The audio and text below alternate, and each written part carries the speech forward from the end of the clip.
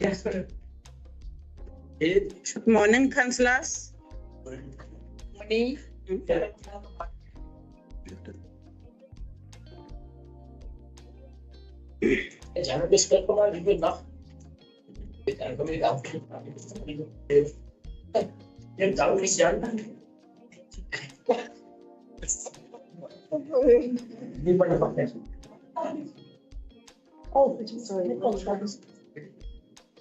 Good morning, councillors.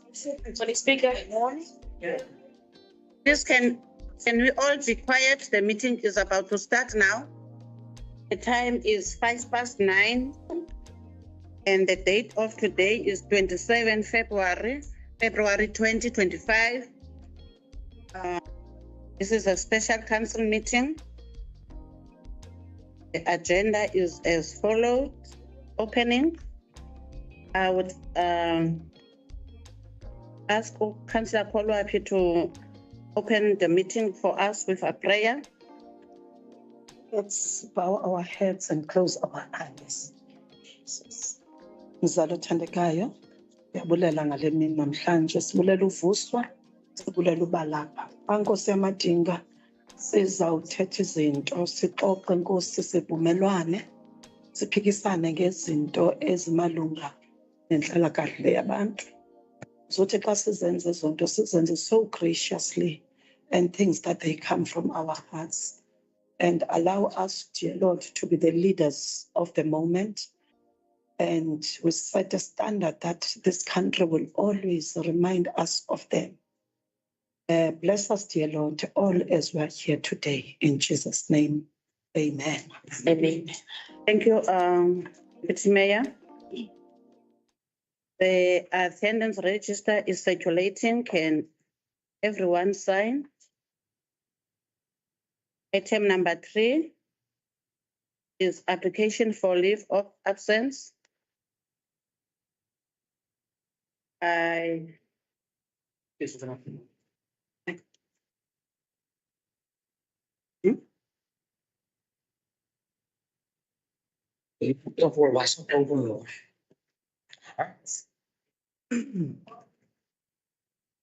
yes.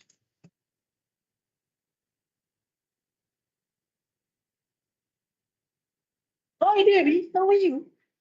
Can anyone by the door please came in quickly because the meeting has started? Can you check if there is any other people who are coming in? We are in item number 3, which is applications for leave of absence. I received none. Speaker, on our side, Director Lobuyo is having a dentist appointment today, so his leave was take a little bit. Thank you,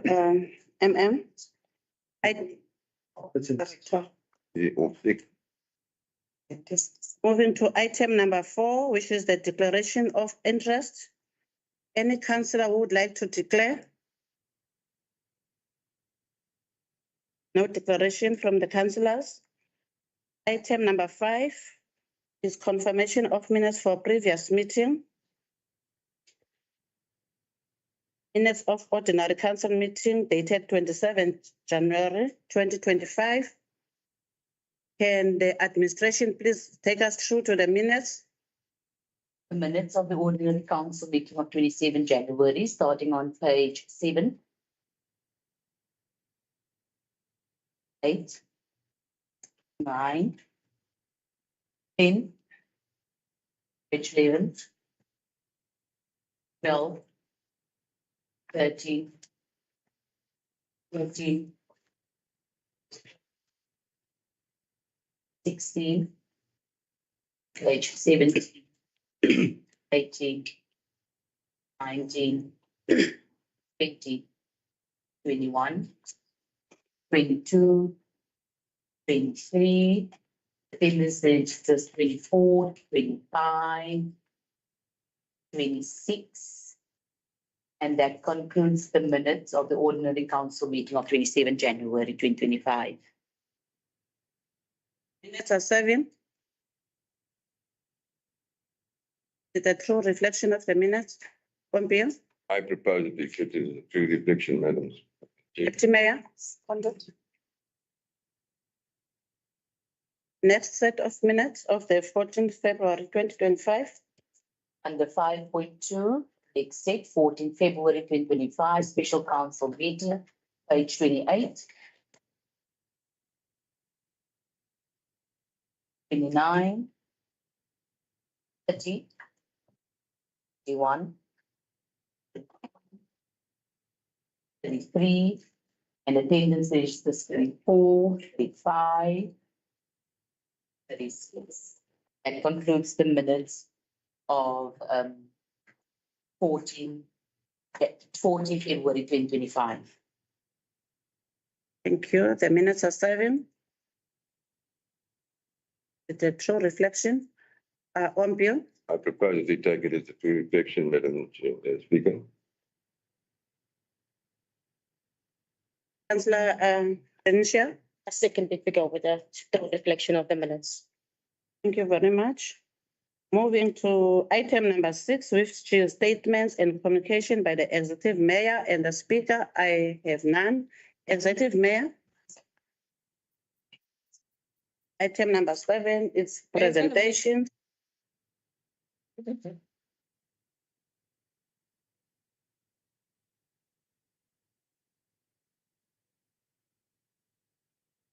Item number 7 is presentations, and we have none received. Item number 8 is items for information, which have been dealt with by the executive mayor in terms of delegated authority. Can I ask that we pause, please, because there's something we're trying to sort out. Back and forth, up and down, and spaces and things. Can we- Administration, what is happening?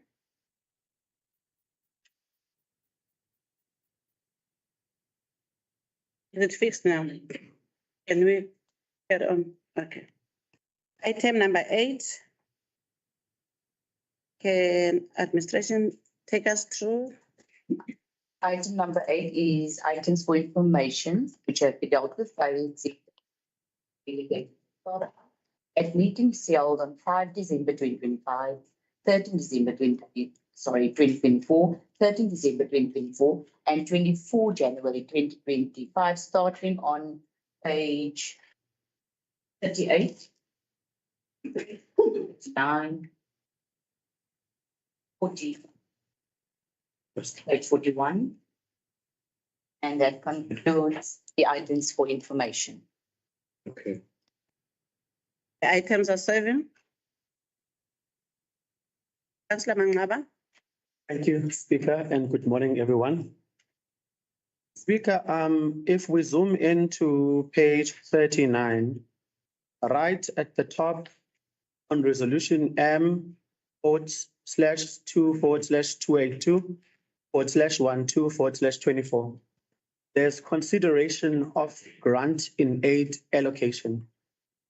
If I might bring it to this House remembrance, in August and September, we sat in this council around the issue of the grant in aid and agreements that were actually signed thereof and meetings that were convened right after. I think what I had grasped from our engagement was that the reason why that allocation was actually stalled, it was based on certain checks and balances that needed to be done according to the confirmation or communication we received from the when we actually gave them the chance to speak on the grant in aid. Now, section is it chapter 67 of the MFMA speaks of can I just read it verbatim because I've made little notes, but I might just lose it in translation.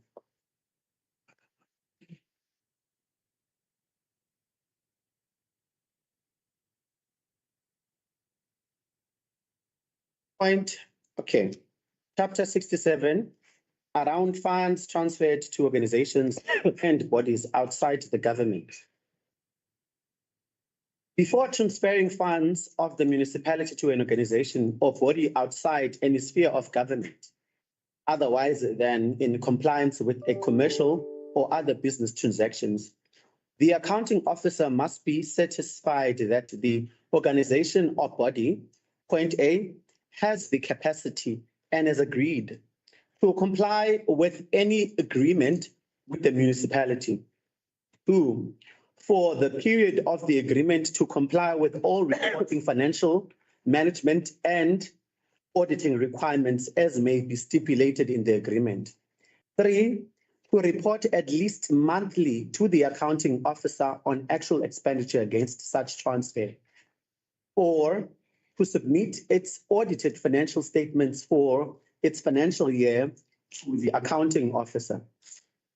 The rest, the councillors can actually revisit and read for themselves. But now, if we can all still recall the meeting that we held here in September around the grant in aid, we were told there were actually issues with non-compliance or issues of documents that were not certified or bank statements that were not attached and.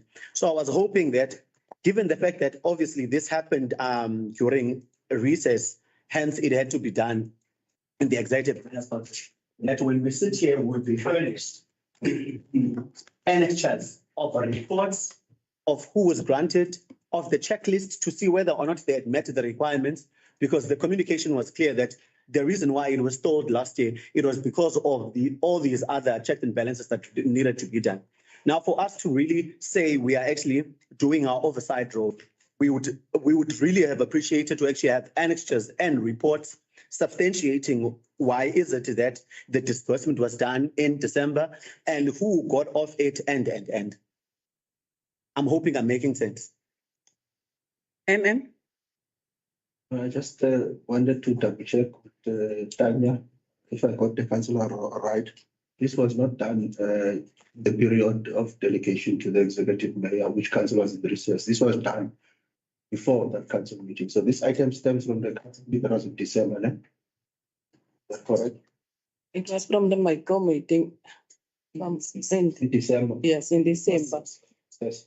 Yes, and then there was another item, I think. What was it? The five. Yes.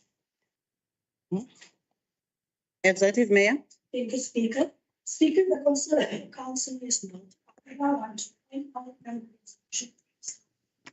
Clause 282/12/24 quite correctly. It was the date that recess was supposed to start. Recess was from when? The 13th of, yeah. So it was resolved on the 13th of December. Remember, council still gave me delegations during recess to deal with items. I therefore then asked my mayoral committee for us to convene. And if anyone needs the annexures is contained in the item. The annex is contained in the micro agenda. You are welcome to peruse that item. Also, I have instructed my office to write a report and we will submit the same report as agreed in micro to council. Thank you, Speaker. MM. It's a public I document. just want to clarify this thing. It doesn't become unnecessary technical. The council decision recess will be on the 13th of December. So this meeting is seated on the 13th of December, correct? So this meeting, the mayor did not exercise her right on recess because the decision of council was that will be recess and they seated on that last day. So that was within the last day of the MECO that can sit. I just want to clarify that so that there's no technicalities on the matter. Speaker. Pompeo. I propose that we note the item. Speaker. Councillor Kabaye. Speaker, as councillors, we want the report.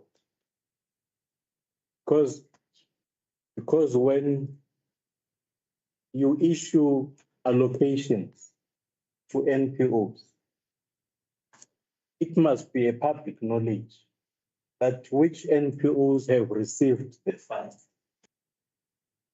We don't see that. And I don't think even the community knows about it. We just want a report. We just want a report, Speaker. You see, why is it hidden? We're not going to have a problem if then the report was finished. This is council, these are councillors. They must know. Because immediately then the executive mayor said, I had a meeting because they gave out the money. We want to know it's taxpayers' money, which NPOs received the money. And Councillor Mangaba read it. That it's really the way it must be done. But as councillors, representing the community out there, we want to know how did the taxpayers' money was dispersed to those NPOs. That's what we want to know. His hand has been. Thank you. You see, the rules of council, when somebody is speaking, you don't raise your hand. It's the mayor, you see, the arrogance speaker. So if I'm doing that, when somebody is speaking here, you will pick on me. Then if you don't rule on that, I'm going to do it. Thank you. Executive Mayor. Thank you, Speaker. Speaker, I want to repeat myself, and after that, I will propose that we accept, second Councillor Nels' proposal. Let me repeat. Councillors here have been councillors for a very long time. You all know that a MACO agenda is a public document. There is the item, there is the date of the MACO meeting. The annexures are attached on that MACO meeting. It is not hidden from the public. Let me repeat that. MACO didn't convene and we hit the annexure to say these are the organizations that has received the granting aid. I really expect more of councillors, than to come here and really act now like you don't know what a MACO agenda is and that an annexure, what contains in a MACO, that you can actually access the MACO agenda and you can actually access the annexure to the MACO agenda. Why is it that we are forgetting that now? Thank you, Speaker. And I propose that I will second the proposal of Councillor now. This is for noting. This is for noting. And if councillors want to access that agenda, you are more than welcome to. Thank you. Thanks, Speaker. Firstly, I wanted to deal with the issue of recess and then. Speaker, can I ask for your order, please? Councillor Brandt. Firstly, I want to apologize, sorry. It's fine. Because I want to suggest that because the mayor said it wasn't dealt with. So why is it that we have placed this on this item that she has been dealt with in terms of a delegated? Because then that clearly wasn't here. Because it was dealt under MACO, but not under in terms of a delegated authority. It's under MACO. Item really has been dealt with by the mayor in terms of a delegated authority. And this item shouldn't be here. And also second to that, Speaker, when we provide information, then it must also state here, councillors can go and look at it. We cannot come here and each time when we debate on matters, we are being told what to say. We are councillors here, we represent the people. Whether I asked something of a year ago related to this item, it is my responsibility to ensure that I understand. I'm currently here on this item. It says dealt with by the executive mayor and the delegated. It was explained that it was a MACO and not in terms of delegated authority. So therefore, there was nothing wrong with any council. Because it doesn't state there, we must go and look at the MACO agenda. Like it says with other items circulated separately. It doesn't state it there. So we are right in our right to ask something when we ask it here. Thank you, Speaker. Thank you, Councillor No, thanks, Speaker. Firstly, I wanted to explain that issue of the. But let me explain also the legislation. I'll start quickly with what Councillor is raised now, and I think thanks for dealing with the truth. These items in front of us now, I'm not saying in terms of delegations to the executive mayor during recess. That's not what it's saying. This item in front of us is items that are delegated to the executive mayor. The mayor is the head of the executive committee. So those are the items that were dealt with in terms of that delegation, that the mayor is the head of the executive committee. So these are the decisions of the executive committee delegated to the mayor to lead that executive committee. So let me just clarify that part. The second part.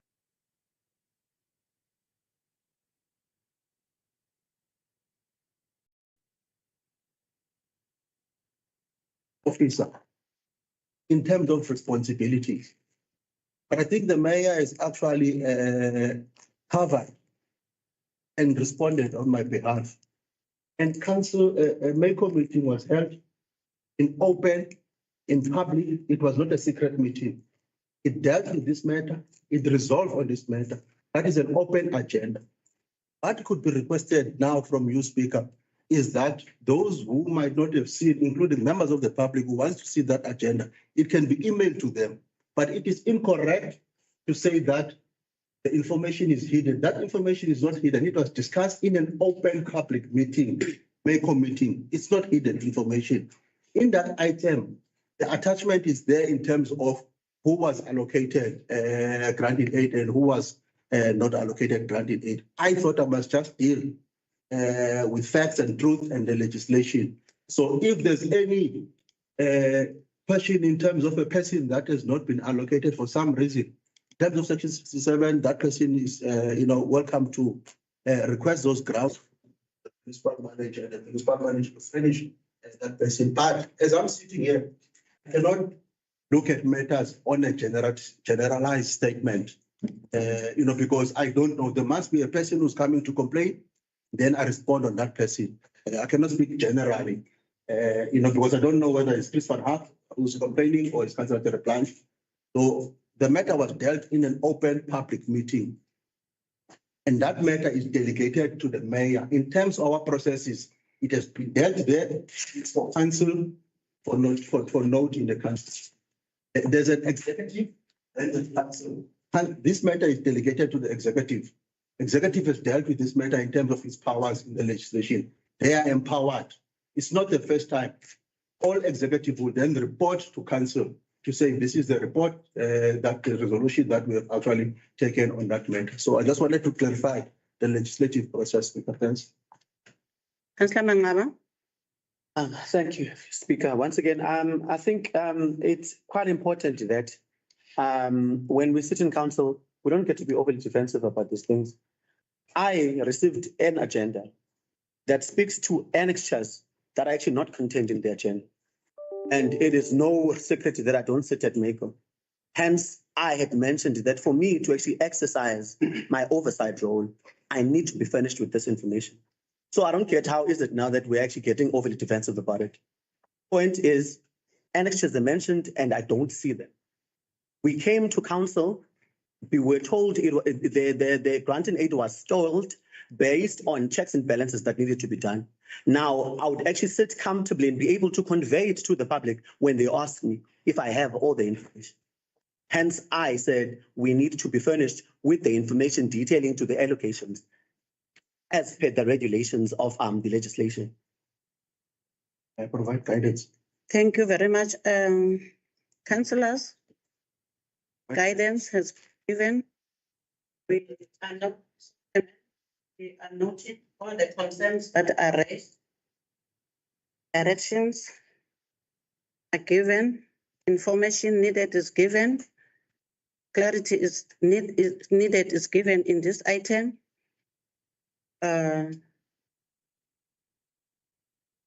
We are moving now to the next item, because now the item has been proposed and been seconded. Thank you very much. Moving to the next item. Item number 9, noting of outstanding implemented council resolutions. Can the administration please take us through? On page, starting from page 43 is the council detailed outstanding report as at 24 February 2025. Page 44, 44, 45, 46, and that concludes the outstanding items as at 24 February. Item 7.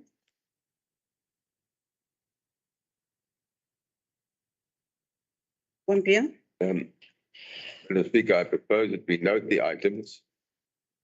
But in that, I want to say, Madam Speaker, we must ensure that these items do not stay there and that they are actually dealt with. Because we have seen that some of these items remain on this list without being completed. Thank you.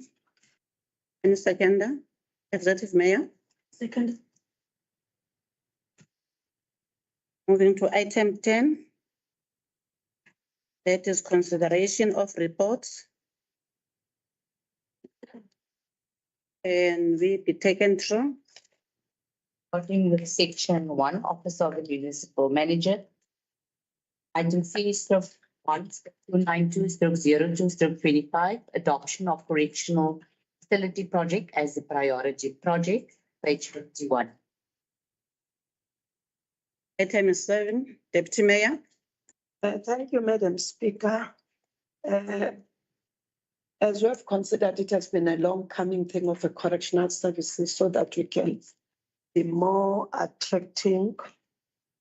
In fact, not attracting, we already have people of the middle income, and we do have people that are educated in this town that need jobs, and this service can be one of the things that can promote the service of a job creation of the people that are beyond the bar of grade 12 that need jobs. And secondly, it can also promote economic activities around it.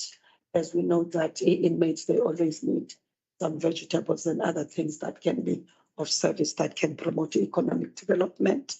And as we know that Public Works also is now talking about the register of land use where it's able to let off some of the land spaces so that it can be used and utilized for the communities. So we felt as this council that let's push that agenda that has been coming for the past, I think, 7 years or 8 years of the correctional services, taking an advantage that is public now, that they are disposing some of the land. And we've got a place that we call the transport up there at Uplands, where there's approximately 1,500 hectares, where we feel that this correctional service can be more of ideal there.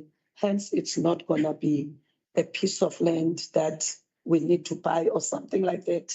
So hence, we also add item number 5, that the land disposal register be obtained from Department of Public Works so that we ascertain the availability of land, so that we can push the mandate of the community as of the need for the correctional services.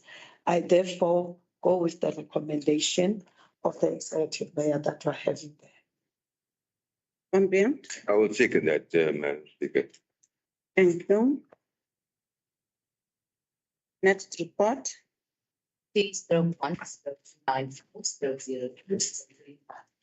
Tabling of the proposed amended 2024-2025 top layer SDBIP, between brackets, service delivery and budget implementation plans, page 68. Item 7, Ombia. I propose that we note the item, Speaker.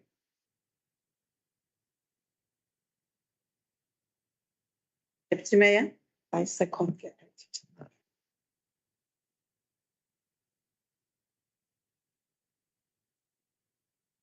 Next item. T-1/295/02/25, section 57. 2023-2024 2-year performance evaluation report, page 70. Item 7.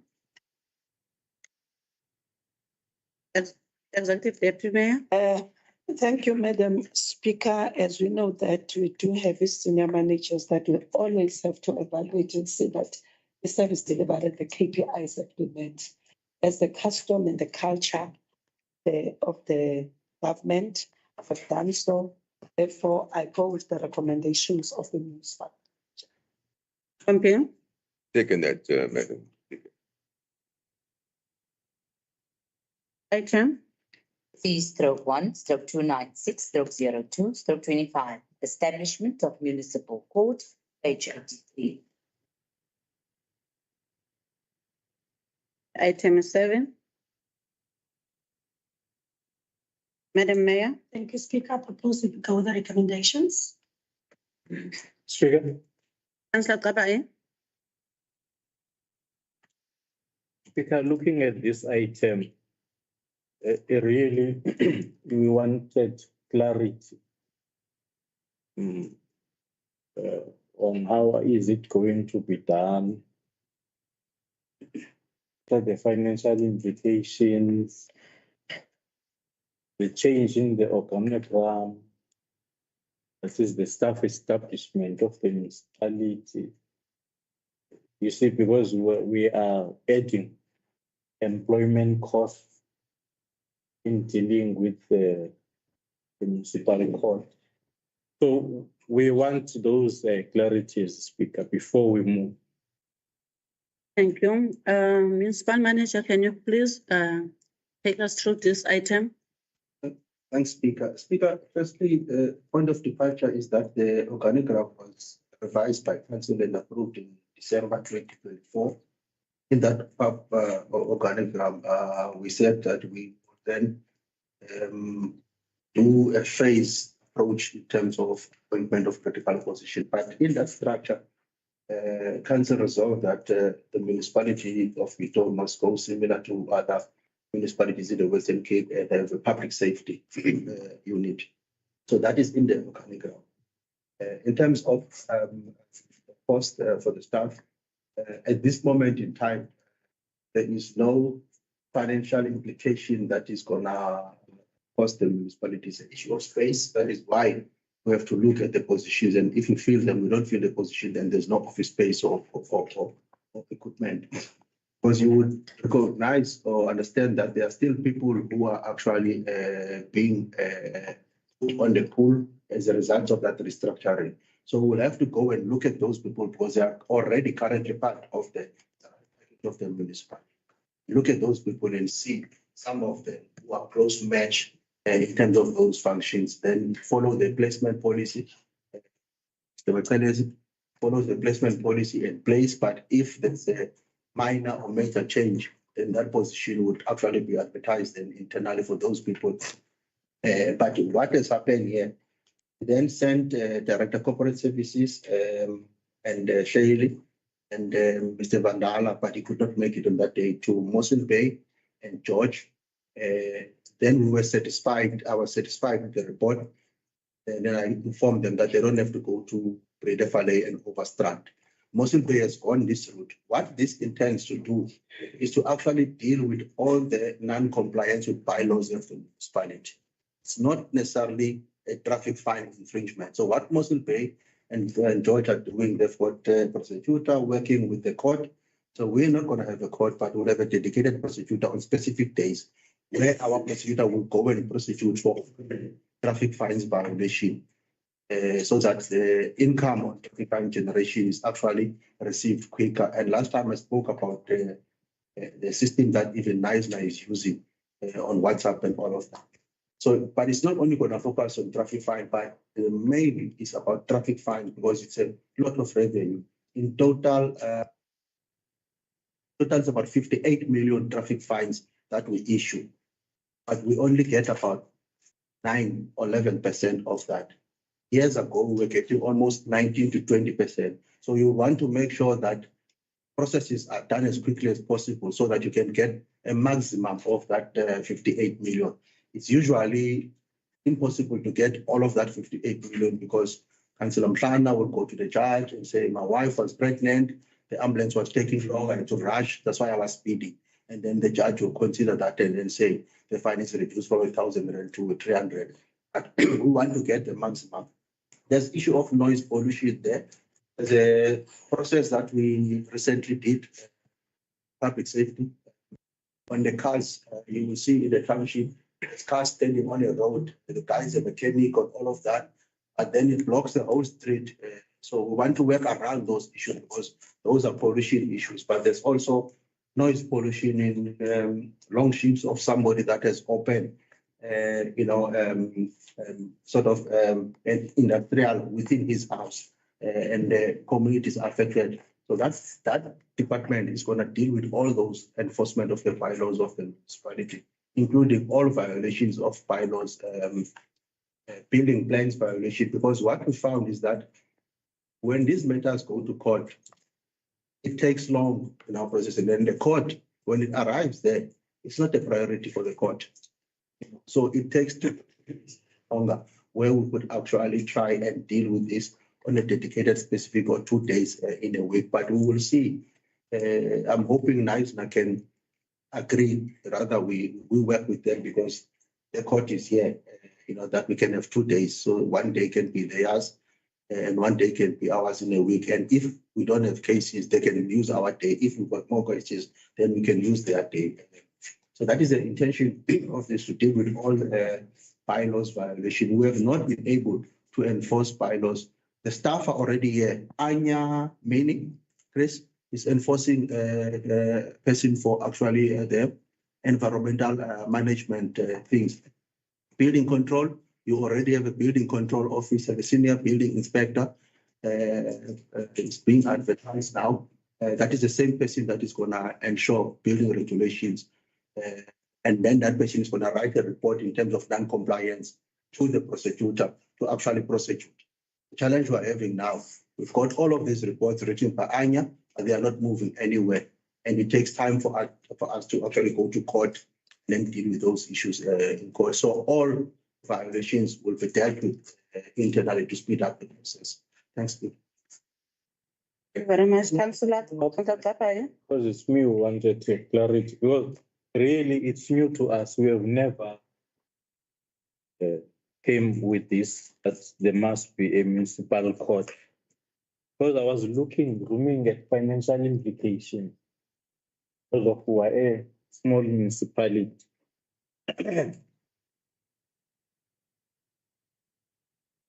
I'm a novice in terms of a municipal court. What I understand is that when you have fined tickets and so on, and you are not paying subsequently, when you go and renew your disc, then it's where you are stuck. And you have, if it's 40,000, you'll have to pay all that money because you won't get a disc. You see, again, to the financial implications, the MM is talking about the other stuff, the salary of a magistrate. Are we then going to magistrate? Where is it going to come from? You see, and again, the possible, where are we going to rent? I know there's a big court here. So I thought this report was going to come here specifying also in terms of monetary value, because we must know when somebody is saying the monthly salary of a magistrate, I don't know the monthly salary of a magistrate. I don't know how much are we going to rent a space in that court, because really these are financial implications of the municipality, because it's the municipality that must pay, and it's taxpayers' money. And remember, we're a small municipality. We don't have industries here. We don't have big consortiums that employ our people. And we struggle now. The majority of our people are not working. And really, we are struggling as a municipality. Whatever we have as a municipality is to service those communities. So that is why I'm raising these questions and clarities. Thank you. Speaker, Thank you very much. Speaker. Sassetti? Thank you very much, Speaker. I think I'm covered by so many people that were speaking here. But the clarity that I'm seeking here is about the illegal dumping. Is it this court going to deal with the illegal dumping? Where I'm going with this is because the law enforcement will always find people. If they find that there's someone who's doing the illegal dumping, they find where are those fines going if they're not going to court. So I'm asking this because we're going now to have this the court. And then also the misusing of the willy bins. They also find those people. So where are we going to, how are we going to deal with those illegal dumping and of it? Lastly, I just want the administration to check on page 83, the discrepancy 2024 instead of 2025 instead of 2024. On the background, yes. Correct.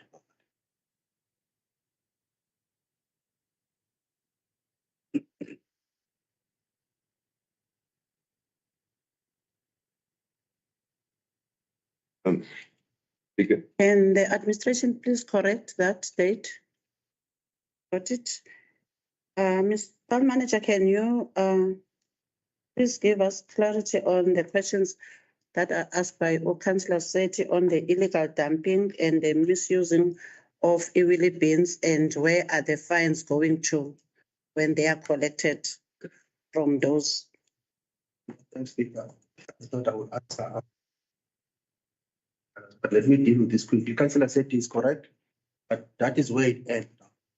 For enforcement fine, you need somebody to actually enforce that fine to be paid, and that is a problem that we are currently having. So we have fined a number of people for noise pollution, for illegal dumping, everything. But if they just sit, get the fine and not pay, what happens? So that is why this item is prepared in the consideration that the municipality must follow same route, Municipal Bay, Overstrand municipality, George, and other municipalities, so that you have this unit that actually deals with this. At this point in time, we are investigating how it works, because remember, we are babies or novice, all of us, in terms of how it functions. So we went to learn from best performing municipalities, how they are done, what is the structure, what is needed. So this report is to give, at this point in time, only the processes that are actually needed. The issue of the magistrate is going to be there, but when we bring the item, we will say that the fines that we are issuing, is it sufficient to cover the day of the magistrate? Because the magistrate will be there on a specific dedicated day. We don't have fines that the magistrate must sit Monday to Friday for the full month. We don't have fines like that. It's fines that needs to be dealt with only at a specific point in time or specific date. So those matters will be actually, but at this point in time, I still have to finalize the engagement with the Department of Justice and understand from them. That's why I was bringing the issue. Or even share with us. That would actually only have to pay the travel cost from Municipal Bay to this side, but we use the same magistrate. In relation to the issue of the space is going to be negotiated with the Department of Justice. We have went to check at the court here. There's more than sufficient space in this court. In fact, the Court of Knives now are saying to us, you know, if we can take most of the cases of Bitou to be dealt with here, it will reduce the pressure on them on their side. So there's more than sufficient space. This court sometimes it's got days, 3 to 4 days in a week. That is not even sitting. That's not correct. We want to make sure now those fines are competent to them. Thanks, Speaker. Thank you. Councillor Mtana? Yeah, thanks, Speaker. No, my issue is public participation. Since this is a new idea and it's going to affect our people, you know, the municipal manager makes a reference to the confiscation of vehicles, which in my area, I have an argument because we do not have enough yards in my area. There are areas where you can't even access, you can't go to your house, you struggle to go to your house. Now, if you have a vehicle and that vehicle is faulty and you do not have money, where are you going to park that vehicle? I know in terms of law, there's discretion that's supposed to be amended by law enforcement or officers. So those are some of the issues that it must be taken into confidence too. So it's just an issue of public participation because abantu bayafuna uyazi xa sisithi sizawuba nenkantolo ekamasipala sizawubatshutshisa kwiintoni so that abantu bayazi ukuthi xa wenze into ethile nento ethile uzawutshutshiswa ngumasipala ngolu hlobo nolu hlobo. Thank you. Speaker, thank you. I think after we have received substantial clarity on this matter, I would like to second the proposal. But I must also just remind ourselves that I think we as should rather get an education drive going for matters such as Councillor Mslana has indicated now, because I don't think there is space for public participation ahead of this decision. But I think it's a valid point that he is making, and that we should just educate the public and meet with the ward committees and through them also channel the information to the public. But I think we have now received comprehensive information on how this thing must work, and it is something which is a compliance matter which we have to implement. Thank you very much. The item has been seconded. Who has proposed? Executive Mayor. Just want to read on. Education or public office. Sorry, Speaker, I just wanted my. Yes. Moving to the next item. P/1/297/02/25. Appointment of Acting Director Financial Services for the period not exceeding 3 months from 3 March 2025 to 31st May 2025, page 85. Item 7. Pierre.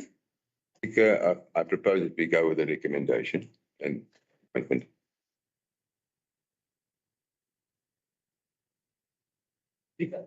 Councillor Olivier. Ended. Councillor Tabanj. Actually, no. I just wanted to ask, because sometimes when we sit here, we speak about consistency. So I was just thinking that the current person that is there, I think if the municipal manager can just explain, if he can also write to the MEC with reasonable proof to say that it can extend, because it speaks to it. So I was just wanting to know, why don't we also implement consistency?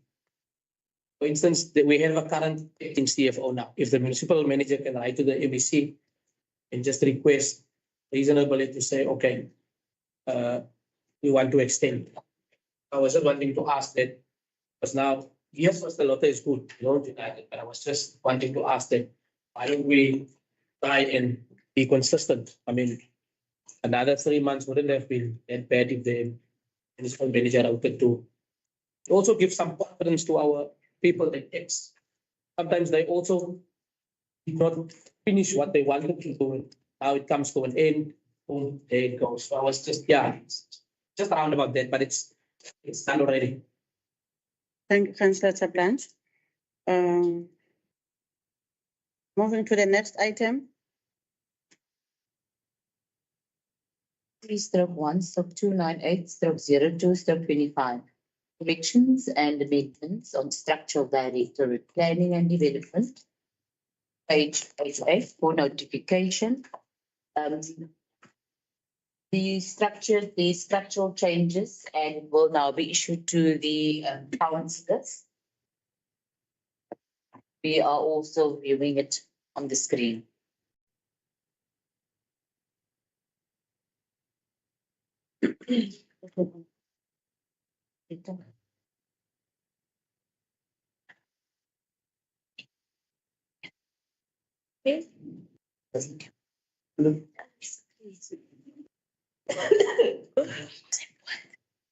Okay.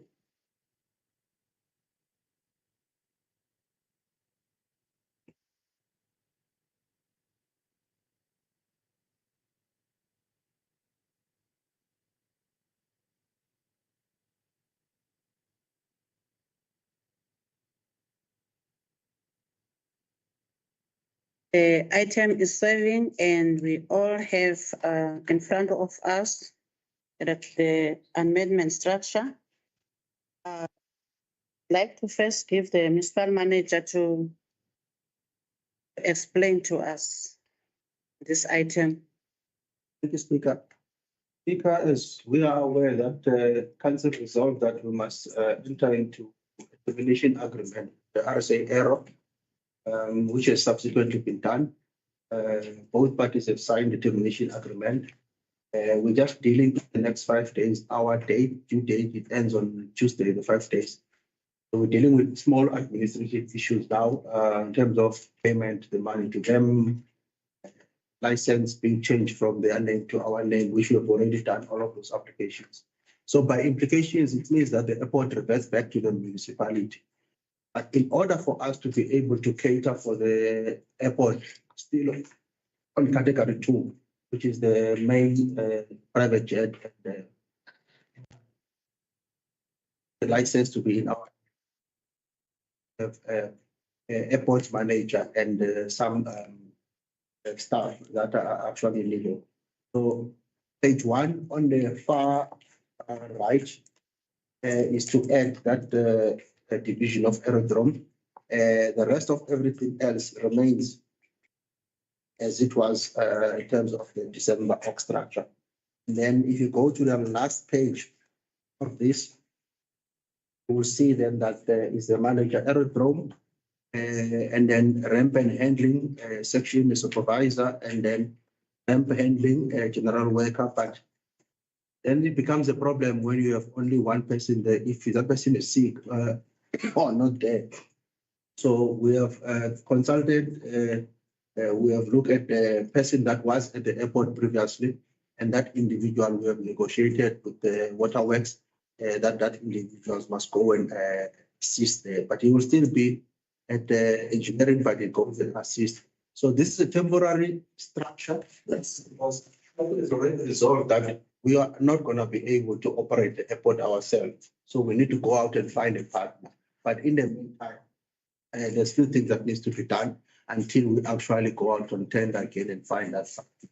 So this was the reason I brought this item. Then I was elected speaker, which I'll give to President, that there was small errors on the town planning section, structure that was approved in December. If you don't mind, Speaker, I would ask that indulgence that President speak on those errors so that councillors are aware. Was around about 5 myself, was also just a little bit confused in terms of what are those errors. So if you can allow President to just explain, because now it's combined in this item. My intention and my communication with Director Pogosin was to do the structure for the aerodrome. And then they alerted me to this error. I said, then this is the only opportunity that you can correct that. Again. Thank you, everyone. In the last council meeting where this was approved, we have noted that the item was also included in the planning. So we also had to specify that item was not supposed to be part of planning. Secondly, under planning, there was one assistant town planner that was not included, which was supposed to have been included, which is assisting the spatial planner. Then under economic development, one of the position was shown to be vacant whilst it's already filled. The one that is economic development officer, that's Mr. Rod offering position. It was showing the previous structure that was submitted as if it was vacant. Also, there were name changes that were agreed for EPW data capturers, but they will be EPW data capturers and coordination. So they are currently doing coordination so that now included as a name change. Then under human settlements, it showed that there were only 2 clerks instead of 3. Then the last one was the new division as well. The environmental officer was shown to be a new position, though actually an existing position. That's all. Thank you, Speaker.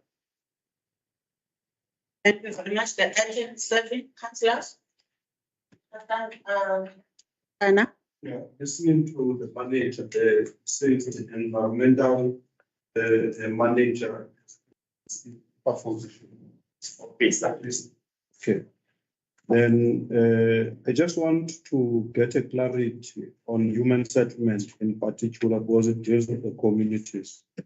I know there were CLOs, don't know what they are now. where are those people going to be placed currently? They're not gonna be under human settlement.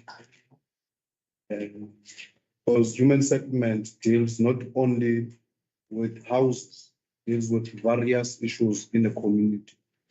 Now, if we are not going to have those people working in the community, I think we're going to face with many challenges with regard to delivery.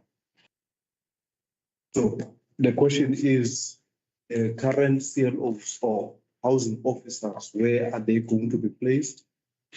Or how is the human settlement going to function now?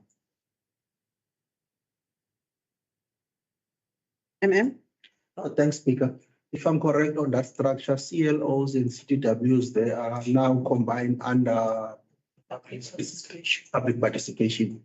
So they will be doing same functions, because what we have found out is a duplication of work. So we're gonna coordinate, and then those people must be trained for all these community service related service delivery matters, so that you don't have issues only on CDWs, where the challenge in terms of the work study that even we have to do, justify whether those people are kept busy. Mr. Namdu had to look at it, reported back, because the CDWs is kept busy from 8 until 4 on a daily basis. So that is why it's combined under public participation. So we'll still deal with those issues, because there are issues that relates to community services, which public participation and the Office of the Speaker must coordinate and report to Council. Madam Mayor. Yes. Thank you for the clarity. I just want us to go to the normal agenda. There's a correction needed, because it says draft revised structure. It's not December 2023. It was approved in December 2024, the old one. So It's the wrong one. it's the wrong one. And then I've noticed under economic development section, on the annexure that we received, is page number 4. And then in the agenda, it is on page 93. I've noticed that there's an informal trading and tourism development section. And in the old, the structure that was approved in December 2024, right underneath that is an informal trading and tourism development. So they go parallel. This is parallel. And then in the middle, and then there's the SMMC contractor development, which is standalone. And then there's agriculture, EPWP, and job creation, which remains the same on this annexure. But what I've noticed in the annexure that you've submitted, that you have now moved the SMMEs for the informal trading and township, the assistant formal trading and township tourism development has now been moved on the annexure to fall underneath the SMME and small contractor development. Is that correct? Is this correct? I just need to. It's the under office. Huh? Officer under office. Yes, because the two functions from the informal trading and township and the assistant informal trading and township, I mean, it's the same mandate. So I don't understand, why are we moving that to the contractor development? Am I making sense? Sorry, it's an error. Yes, so it's an error. The informal trading is falling directly under the one that was previously made as if it's vacant. So it's an error that needs just to be corrected. Amen. Speaker, can I ask, I want to report on things next time. Can I ask the department, I think the structure, there's no problem with the structure, but can I ask the department their own arrangement that they have? It's not council dispute, the MM's decision. First, I take it is an error, but yesterday I was made aware of shifting of functions between the staff and the changes, and I think you did pose that question. It cannot work like that. You cannot have an arrangement. Finance, they just decide this function now we're going to change it to budget, and then budget is going to change to supply chain. And I am just letting the department cautious of that, because I'm afraid that it will be an error first, which is accepted here. But then operationally, we get somebody that comes and report on something that is not supposed. And then the councillors are gonna ask me, Councillor Manglaba definitely gonna ask that question to me. You said to us it was an error, so what are we seeing now on the ground here? So the structure is approved by council. Please resist in terms of making your own arrangements about how you want to shift the functions you have. Thanks. Councillor Mhlana? Yeah, just a follow-up. I will ask you on this because we don't want confusion. And I was once a municipal official before, and I know it's not practical what they are going to do now. Taking CLOs to public participation, yet those CLOs must perform functions of human settlement, given instructions by the human settlement manager. It's not going to work. You might be taken for whatever grievance. But now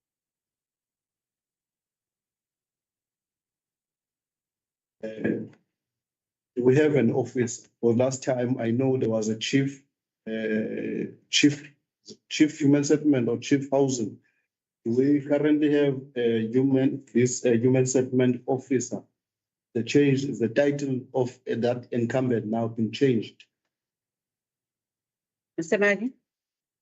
Thanks, Speaker. Speaker, on the issue of the chief and the human settlements office, we don't have the chief anymore. So that office is still the office that was occupied by the chief human settlements office. But it's more like when people say that we don't have senior managers, we only have managers. So the manager remains there, but the senior is not there. So it's the same thing. And on the issue of the CLOs, Speaker, the reason why we have now the three officials that we're requesting is to complement exactly what the Councillor is concerned about. The three clerks, they are supposed to be complementing exactly the work that was supposed to be done by the CLOs. Yes, it's not going to be an easy task because it's going to be three people, and we previously had about 7 that were working in various wards. So we're going to juggle around and make it work, because the most important work that they've done was mostly to capture applications on the system. So we still need to have an office from those offices or from the various wards that are going to feed us with that information. So that's the struggle that we but on the capturing is still going to go ahead, because we will have people that are going to do the capturing on the ground for us. Thank you, Speaker. I know what Councillor Mhlana is talking about, because I had exactly the same concerns that he raised. But I think if those adjustments were made a while back, where some of those officials were placed under public participation as well as the taboos, I'm also still concerned about the issue. But nothing stops us from revising it again and looking into the issues that is raised of the functions of the so-called CROs. Also don't know what to call them anymore. So because the DM also told me now she doesn't know actually what we are referring to. So I tried to explain to her that they were moved previously on the previous org structure when we did the new org structure and we did the shifting. So that's actually, you won't see it reflecting in this agenda. But it doesn't mean that the issue that Councillor is raising is a valid issue. So I'm saying that I understand what he's raising, and we can, with obviously the help of the administration to advise us on this opinion and see how we will look at the functions of the CLOs, because we also personally, I'm sure what 7 and all the other wards, they are the go-to persons in our communities. They are like a mini municipality on their own. So, I mean, thank you for raising the council and we can actually maybe have the discussion and relook at those functions and then align it to wherever we feel it's more applicable on the org structure. I'm not sure if we had a proposal, Wait. but I'm proposing. Wait. I'm proposing. Thank you. Councillor, Kakai? Thank you, Speaker. Speaker, on page 7, what we received.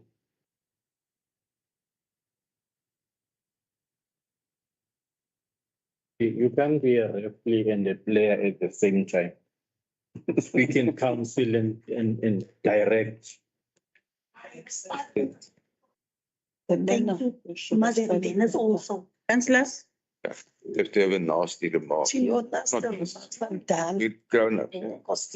I'm not saying call up. A pendulum announces. Speaker, page 7 on what we're given this org structure. I want to go back and zoom at the airport. I've heard that the municipal manager was saying all is done. They've agreed with RSAR. Don't know whether they have moved. Looking at this, do we have a manager? Because I'm taking on the municipality in order to survive, must get revenue. The municipal court came here that, look, we must, because we will get revenue if we punish people or if they are doing wrong. And also, that airport is a municipal airport. And we must get revenue in that municipal airport. We've got hangar owners there that are there, that have been there for years. I think when all this is done, we must get a report that is going to say, because also there is a section here, a ramp handler or ramp handling, somebody who is going to be responsible for airport fees and all that. So this airport now is in our control. So I would like that really, in terms of revenue, we get what we deserve. And also, are we functioning at the airport as of now? Is there a manager in that area? Thank you, Councillor. Councillor Mangaba? Thank you, Speaker. Thank you for allowing me to ask so that the accounting officer can actually note all these questions and actually give us clarity where that is concerned. I also want to pivot into the aerodrome. Having read the item and the background of it, it sounds to me like it's a temporary arrangement. Now, with that being said, have we done analysis to actually ascertain how much monies or how much revenue is actually done there in a month? And then we compare that with the salaries that we will be paying. Because I love the fact that the accounting officer referred back to why is it that we decided to actually put out our airport on tender. We sat here and we joined our heads. We came to an honest conversation that we do not have the capacity to run the airport ourselves. Now, my question is, do we have a bit of workout or a bit of records in terms of how much money is actually made from month to month, and weigh that against the employee costs that will come as a result of these positions that we'll be having temporarily at the aerodrome? And I think another thing I needed to understand is, since it's a temporary arrangement, are we still gonna use the placement as a solution in the meantime about it, or are we putting it out to vacancies and?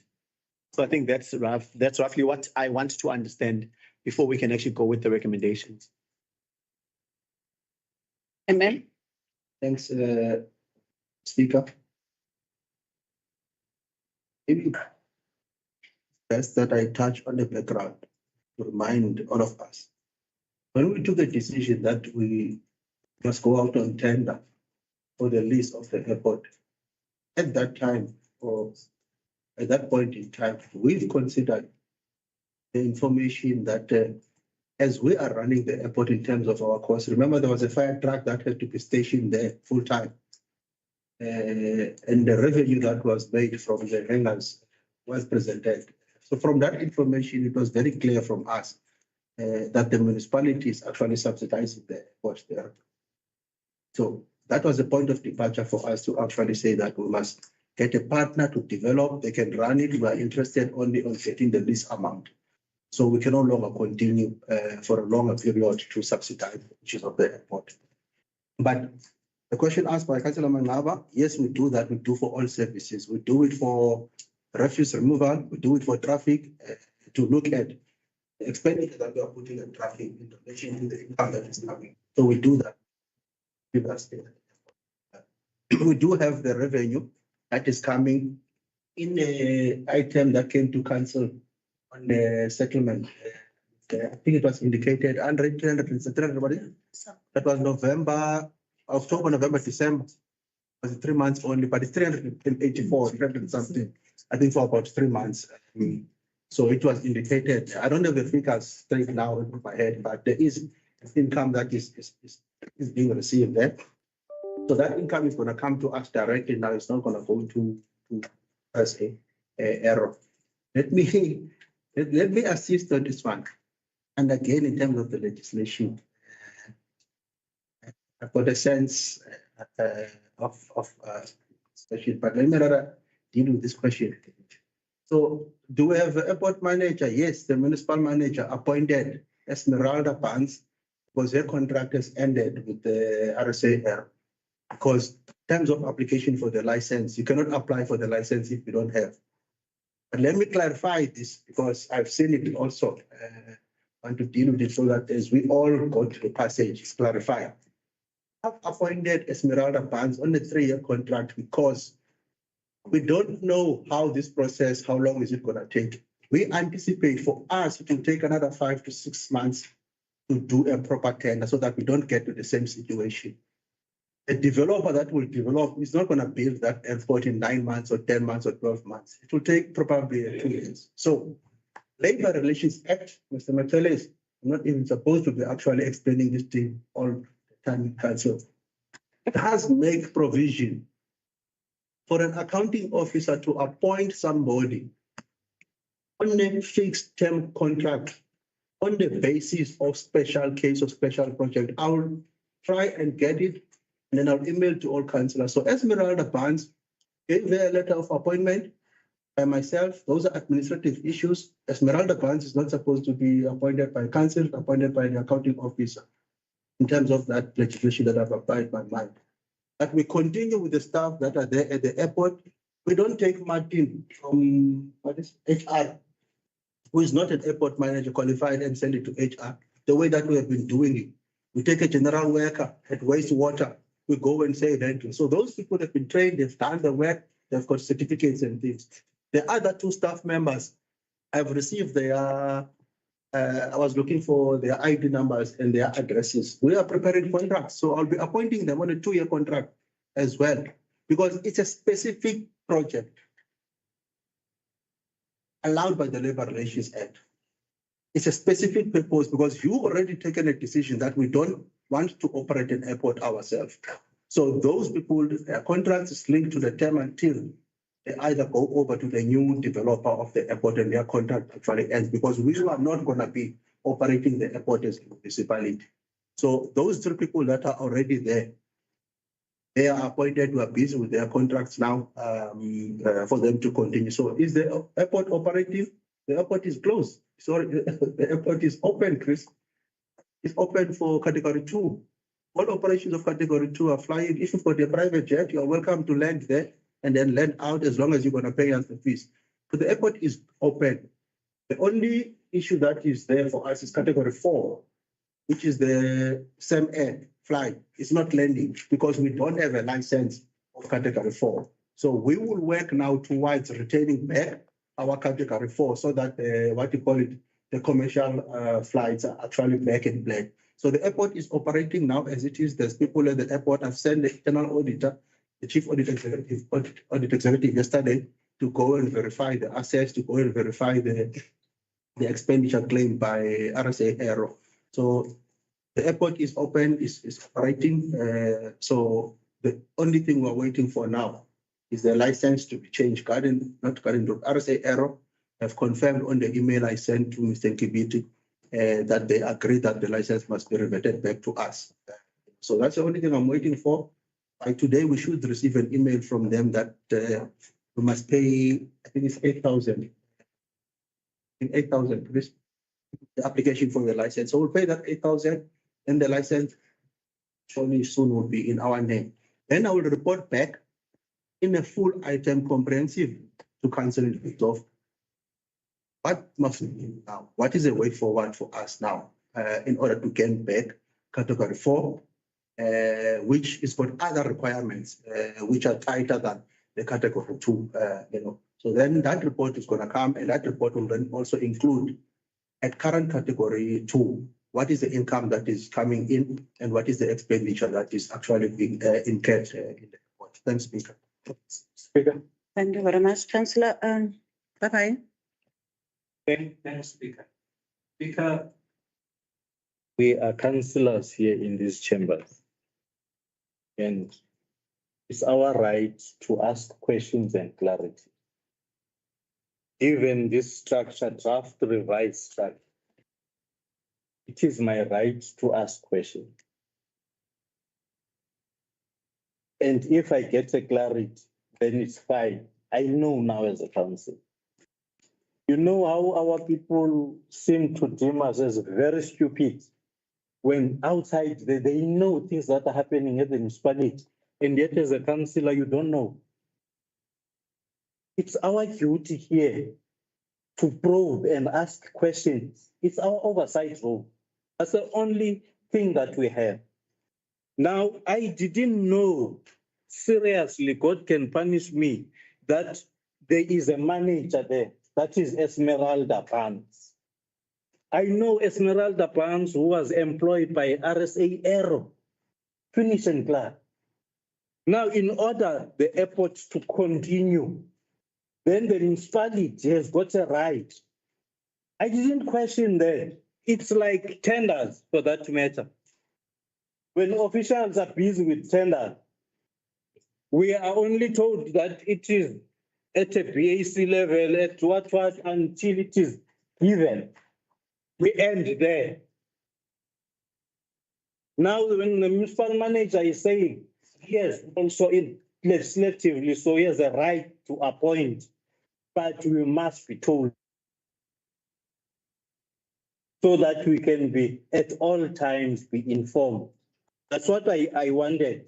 That is why I was seeking clarity. Thank you very much. Thank you, Councillor Mangaba. Thank you, Speaker. And really, I needed to actually be clarified where the aerodrome is concerned, because what I'm comfortable with now is the fact that it sounds as though there's intention about the airport. Because we all know sitting here that it's been treated as an exile camp for the past years.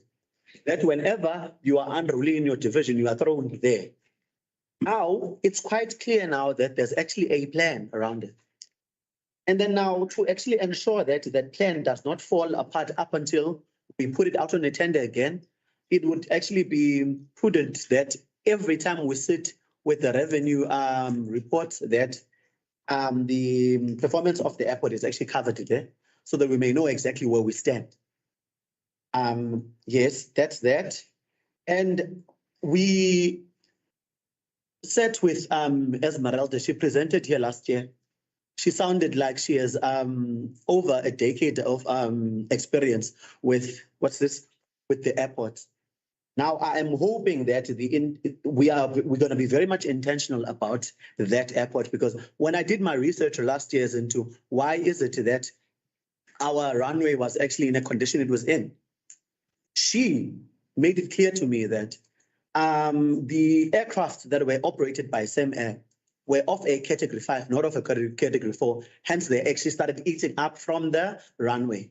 Now we need to play a solid oversight role where that is concerned, and to ensure that we know exactly how much passengers come in and out of that space.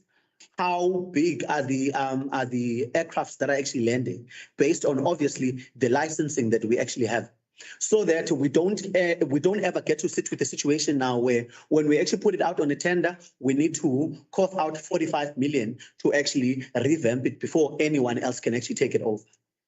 And I think for now I'm comfortable with the information that is actually granted. Thank you. Councillor Sethi. Thank you very much, Speaker, for giving me this time, the opportunity to speak again. With the two speakers that have spoken before me, I'm sharing the same sentiment with them, but mine is going to be a general question, a comment, and maybe a question at last. Having looked at page 5 on the last revised fraction, I'm looking at the human settlement clerks, which is having 3 times clerks. And that crossed my mind that there are these people who are called internships or learnerships, those girls that are having their practicals. My plea in this council, or in every division that are having that sort of people, should be, those people should be considered when it comes to jobs. They must not be overlooked because they are coming from this town. Yes, I understand that some of the position might need requirements, which means skilled people. I'm trying to say, let us not look outside, whereas we are having the same people that can do the job. I'm not sure about the JD in those section or divisions.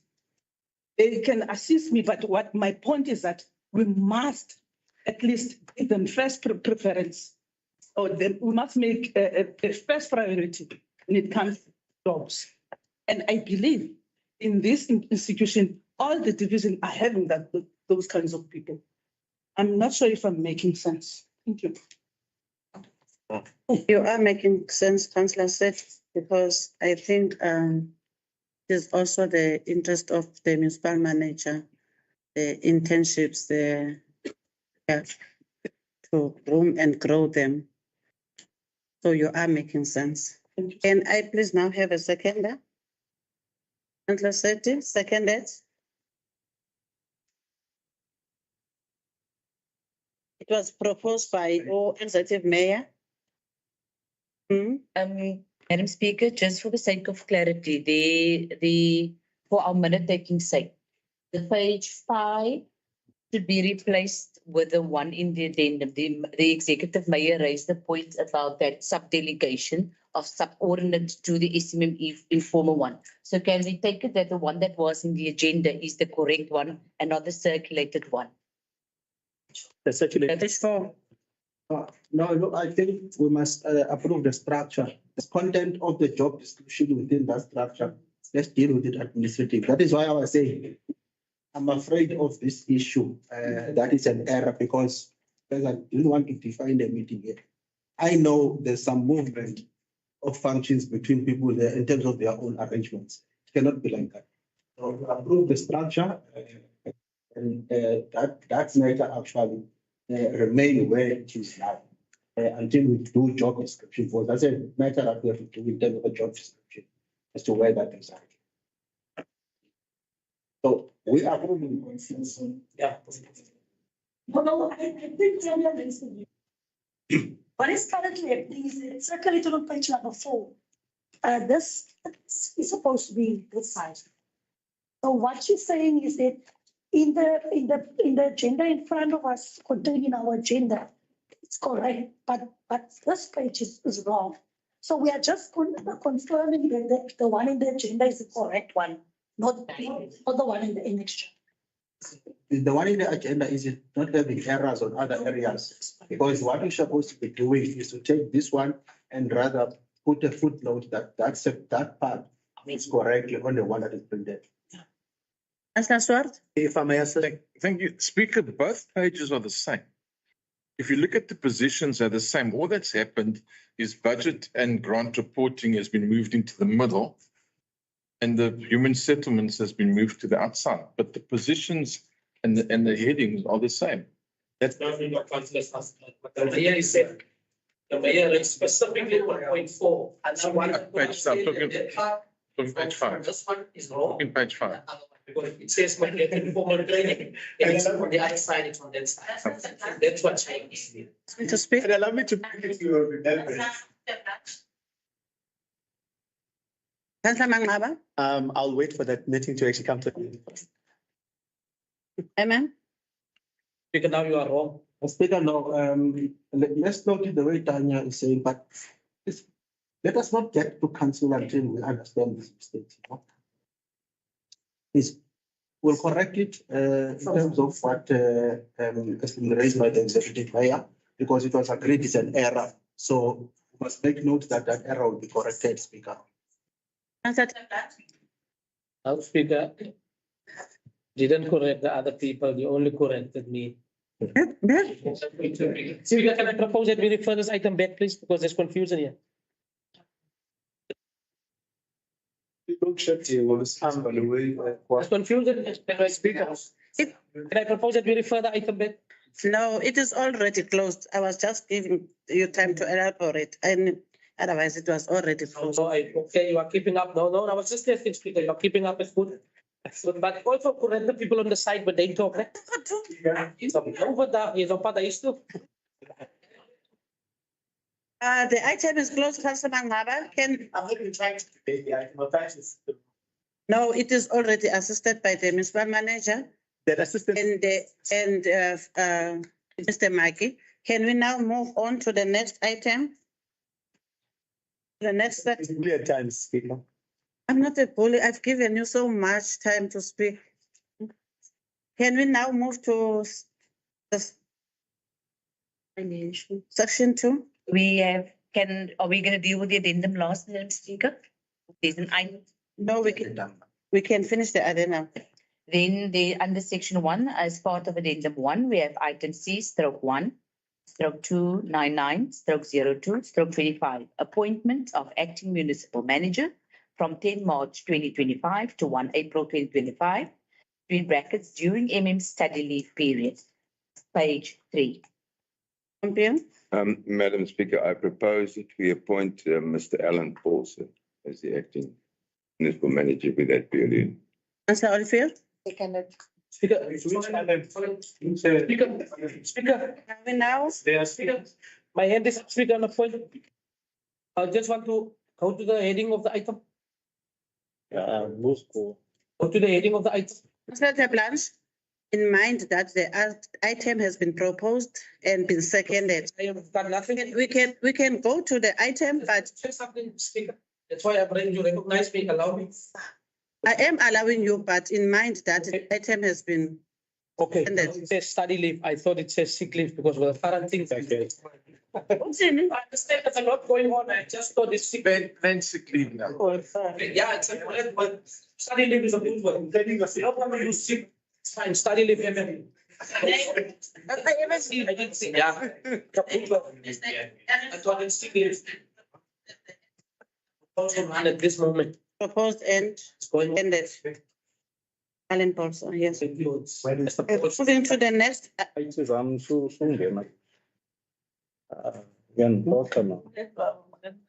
There's a hand in the. Speaker, I was asking a question here. There are two pulses that we have. And two Ellens actually have. Which one? And Mr. Niall said Mrs. Pauls. No, I didn't. David Allen Paulson. Open on 14, we can open it. Allen Paulson. Which one? There are two. Open. Madam Speaker, then I accept it. The item is closed, I'll tell you from first. Eh? The item is closed. There's two elements. Allen Paulson. That is Paulson, not Paulson. Oh, Paulson. Okay. It's just like, to me, they don't say Gabai, they say Gabai. So why me? Why must I be able to distinguish between Paulson and Paulson? I can't. Like them, That's one of many things you can't distinguish. Man must just retire now. They're going to give him so much pressure, and he will go out with a sketch. This is fun. And kicking empty cans down the road again. An ambulance will come here if we come for you. Didn't say his newsletter. This. Down the road all the time. Text newsletters to your friend. Didn't say your newsletter. You are. I don't want to go to the rules of this. Let us carry on with the meeting.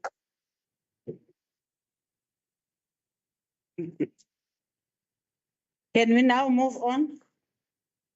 Section 2 Finance, C/2/263/02/25. Clearing of long-term debt to the amount of 4,545,000 rand for the 2024-2025 financial year, page 98.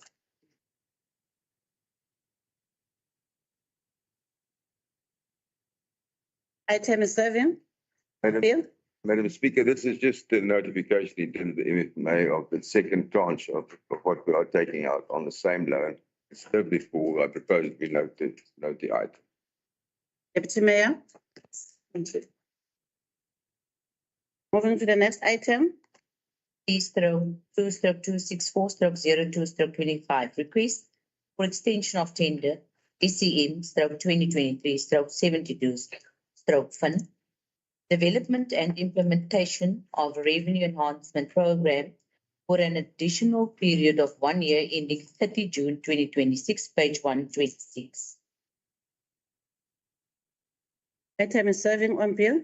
Madam Speaker, I propose we go with the recommendation. Speaker, Councillor Mangaba? why are you not looking on my end? Speaker, are you mad at me? Because you keep giving me cold shoulders this morning. You're not addressing me well. You are not acknowledging me, and it's sitting uncomfortable with me. How many times have you said Anyone? if I'm not acknowledging you? Times. Anyone, allow me to actually get into the item. You know how, I think it's no secret now that everyone in this council knows exactly how where I stand where PwC is concerned. I just need us to assist each other in crafting the final recommendation, which is the recommendation 5. It says that council authorizes the municipal manager to sign the attached service level agreement with PwC for valuation services for the period ending with an emphasis on skills transfer. I'm not sure how everyone is actually viewing this, but for me, the skills transfer commitment can never be solid unless we actually evaluate. If we say in this year that we have that's remaining, quarterly, there needs to be, when we sit at reports, they must be done by the locals that are attached to the PwC consultant, so that we are clear that at least by the end of the program, we can see the transfer.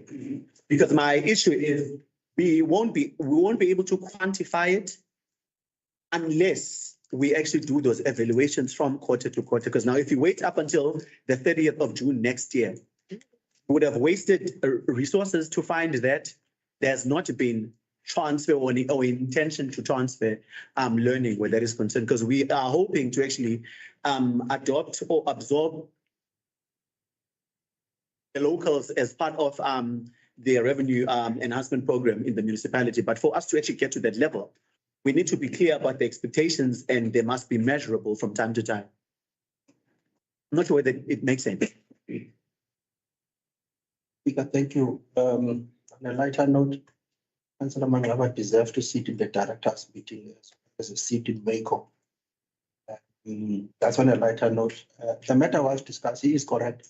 If you recall, the matter was discussed in the directors and was discussing Waco. Waco raised exactly this. The same agreement that is attached. It does not spell out those responsibilities because of the skills transfer. So hence Waco then recommended that the municipal manager must incorporate clearly in terms of those skills transfer, what needs to be measured, what needs to be done, and how we're going to measure them. So it's actually covering that.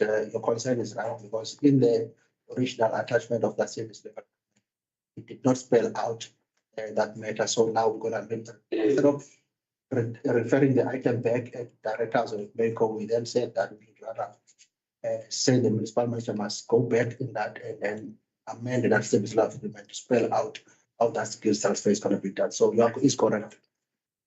Madam Speaker, through you, can I just ask Councillor Ngapa whether he's done studies in optometry? Have you done studies in optometry? In optometry? Yeah. Yes. Now, because you seem to be an eye specialist. This is a council and all the items that you refer to as eye. Yeah. Talk about the council. Thank you, Madam Speaker. What's wrong with you? Because when I come on you like tons of bricks, everyone is actually going to be on your defense. So you need to contain yourself. Thank you. Can we now move to the next item? Please have to fix it. 25. Please note that it forms part of the addendum and its second adjustment budget, midterm adjustment budget of the 2024-2025 medium-term revenue and expenditure forecast between brackets MTRF, and it's on page is of the addendum. Item 7, Madam Mayor. Honorable Speaker, Deputy Mayor, members of the MECO Committee, councillors, municipal manager, directors, our guests, ladies and gentlemen, good morning. The adjustment budget tabled here today is prescribed in accordance with the provisions of Section 28 of the Municipal Finance Management Act of 2003. The mid-year adjustment budget has been drafted after careful consideration of the financial results contained in the mid-year financial and performance report, as well as the adjustments in grants that were made to the municipality. The mid-year performance has also provided us with an overview of the performance of the current year capital program, which unavoidably necessitated adjustments to be made to ensure that the capital budget that were budgeted are executed to meet service delivery needs and to ensure that we execute on our service delivery mandate. Where circumstances dictated, some capital projects had to be moved to the outer year for completion. Now, let me give you an overview of the main factors that we considered and that contributed to the adjustments in the budget, and these are as follows. Human settlement funding in the amount of 6.6 million was moved from CapEx to the operating budget to make provision for the planning and associated expenditure in respect of the current human settlements development. Number 2, the title deeds restoration grant was reduced with 1.17 million, which required a budget adjustment. Other human settlement development grant funding was reduced by 32 million as the provincial government is responsible for the construction of the top structures, and a capital portion was moved to the next financial year, which means after June. Financial management capacity building grant of 200,000 rand for bursaries in financial and related fields were also promulgated, as well as a 500,000 rand allocation for service delivery and capacity building. Revenue and expenditure adjustment were necessary, as alluded to in the mid-year financial performance report. After considering the performance of the capital budget to date, it was clear that some adjustment needed to be made. The following I will highlight. The construction of the Bitou stormwater upgrade were allocated an additional 1 million to make provision for the conclusion of the first phase of the project. Further funding will be allocated in the next budget cycle to complete the works. The budget for the Brackkloof electrical substation has been moved to the next financial years, as the project is currently still in the planning and design and tender phase.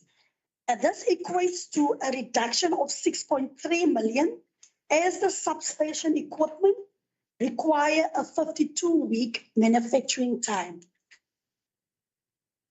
Electrification of 204 houses in the Ebenezer were completed, and more funding is made available in the next financial year.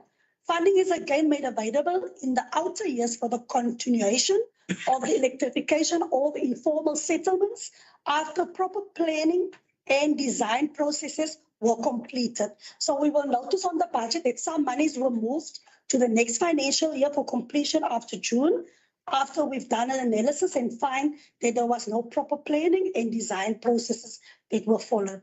Number 4, an additional 400,000 rand was made available for the installation of high mass lighting to enhance safety of communities. And then on point number 5, I also want to point out that the funding for the Nature's Valley water treatment works also had to be moved to the outer years, as the appointed contractor failed to provide the required guarantees. There's other detail of the capital adjustment, and those can be found in the revision documents. Then let me move to operational budget adjustment. The next year performance report has highlighted the fact that adjustments to revenue targets are necessary. The factors that contribute to this is a slight underperformance of service charges for sanitation and refuse removal of 3.6 million, as well as a 3 million downward adjustment in electricity revenue. The units of energy consumed continues to decline to SSEG, and from our analysis of past consumption trends, it is evident that Bitou is currently selling less unit of energy than we did in the past.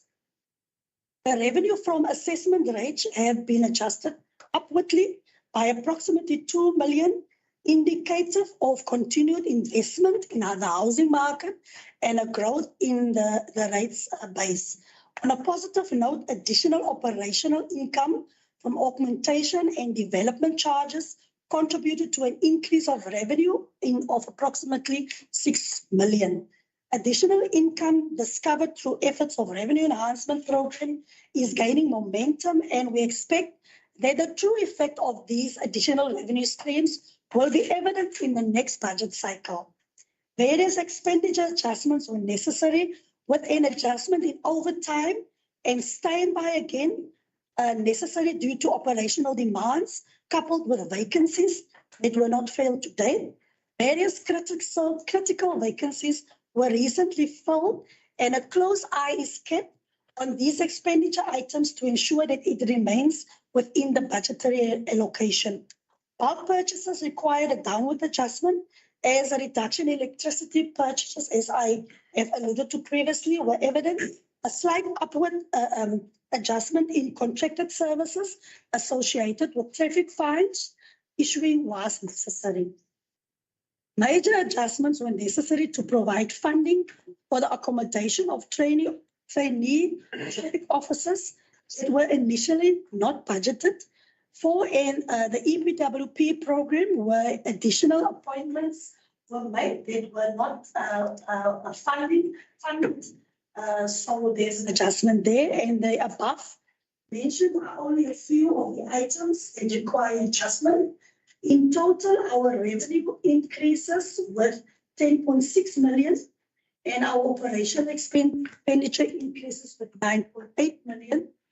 more detail on the adjustment are contained in the budget executive summary on the budget's schedules. In conclusion, the proposed in the budget submitted here today would ensure that service delivery is maintained and extended to all communities in the Bitou area. It also serves to ensure that the capital program will be executed as planned and that the human settlements program is rolled out successfully. Remain resolute in promoting good governance and continue to strive to improve the financial viability of the municipality. I would like to express my appreciation to the municipal manager, the budget office staff, and all other officials that contributed to the adjustment budget tabled here today. We engage in very robust debates, intense discussions on improving project planning, budget management and implementation, and I expect a commitment from all involved to strive for continuous improvement, ensuring that financial planning and service delivery remain effective and responsive to the needs of our community. Speaker, with that being said, I present to you the mid-year adjustment budget for consideration and approval by council. Thank you. Thank you very much. Councillor Mhlana. Speaker, just a comment. I'm actually disappointed by the fact that money must be moved outer years because then there is no planning by officials. Made money available as council and that money is not used and service delivery gets to be affected. I'm saying this particularly with regard to the electrification of informal settlement. I know that project started in 2022. That project started in 2022. And I know in my ward, it was prioritized. It was a priority in terms of IDP plan, but was still now people of Kolweni have not got electricity. And it's worrying, it is worrying that they must still wait for July or even August or September for that matter to get electricity. But I've seen that the mayor will be doing rounds, hope that the mayor will explain to the people of Kolweni why they must continue to wait for November or whatever month that they will be electrified, because people are losing valuables through fire, things that they have worked so hard for. So that's the comment that I wanted to. Yes. Councillor Mangaba. Thank you, Speaker. Speaker, allow me to introduce you to people that are actually rubbing that side of the wall of council. That's the committee of the back of Nkabela. I need to bring it to council's attention that the informal settlement that is actually sitting at the back of Nkabela are checks that are dating back to as far as 1997 and 1998. The committee keeps joining us at ITP sessions. Their outcry is only one, that we must give them the dignity they deserve.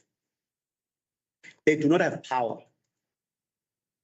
They had to do a mass demonstration to get water. That was done. Demonstrated for them to actually get portable lavatories. That was done. In this instance, after 3 years of being consistently attending my IDPs, they are still unserved. Their space is still not electrified. I don't want to actually get into the intricacies of their parents were actually part of the victims of the allocation of houses. That's why they remain there. Some are now occupying shacks that were actually owned by parents who are now late, who died waiting on housing. All that they were asking for in this juncture is just to have that space electrified, and especially because at IDP level, there were commitments that were made around the electrification of informal settlements. They're not here to actually cause a havoc. When they visited me yesterday, I told them exactly that we are tabling adjustment today, and they chose to be a part of it. These people are the people that are actually looking out of the back of Ngobela to ensure that there is not extra or additional shacks that are erected. They even formulated a committee that actually prohibits people from erecting any sort of shacks there, because we understand that their history and their story is peculiar, or it is special to a certain degree. Year in, year out, the promise is that the budget is available. They will see the work done. I need commitment, at least today, to find that with what's remaining of the financial year, what can be done. Through you, Speaker, I need to be either the accounting officer or the director to actually make some sort of commitment, because it sounds as though I'm selling them a pipe dream when I tell them we actually sit in council and we dealt with these issues, and it's never really a point where some are behind the fence. We are always in agreement where electrification of informal settlement is concerned, and retaining the dignity of our people. My heart bleeds just looking at the decrease of 31.7 million on grants, which speaks to lack of planning. We are losing so much on monies that could easily service our communities. Because I can tell you now, I always maintain this municipality does not have a money issue. It has a management issue.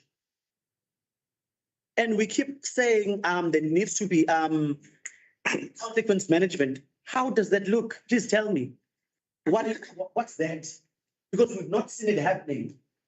I don't mean to single out engineering, but there's been an underspending for over 2 years now.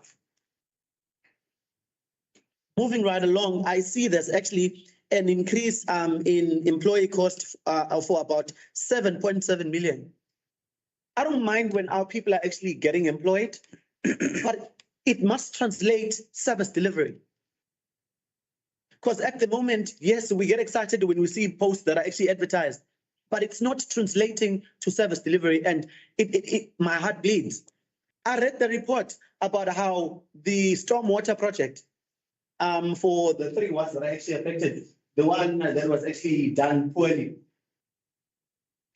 There's a commitment that it could only be complete by November 2026. We are headed to winter. There's open canals in my ward. And those open canals, when it rains, they form a hazardous dam of their own. It smells that side. Elderly people that side are complaining about asthma and all these other infections that are as a result of that. I urge this council, I urge the officials through you, Speaker, that they must look out for our people. It's not enough that we come and sit here and debate on these things if after commitments are made, nothing is fulfilled. Let me rest for now because I think I just used up my 5 minutes. But really my heart bleeds where this is concerned. Councillor Tablanche. Speaker, yeah, just a correction first. Start off with a correction on page 85 in the adjustment budget. Says there were 2.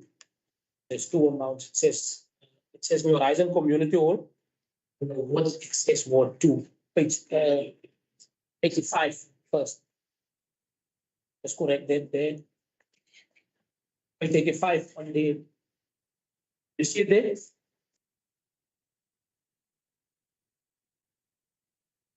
Down, arrow down. Yeah.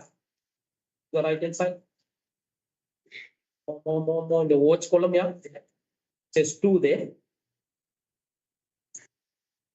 The word 4.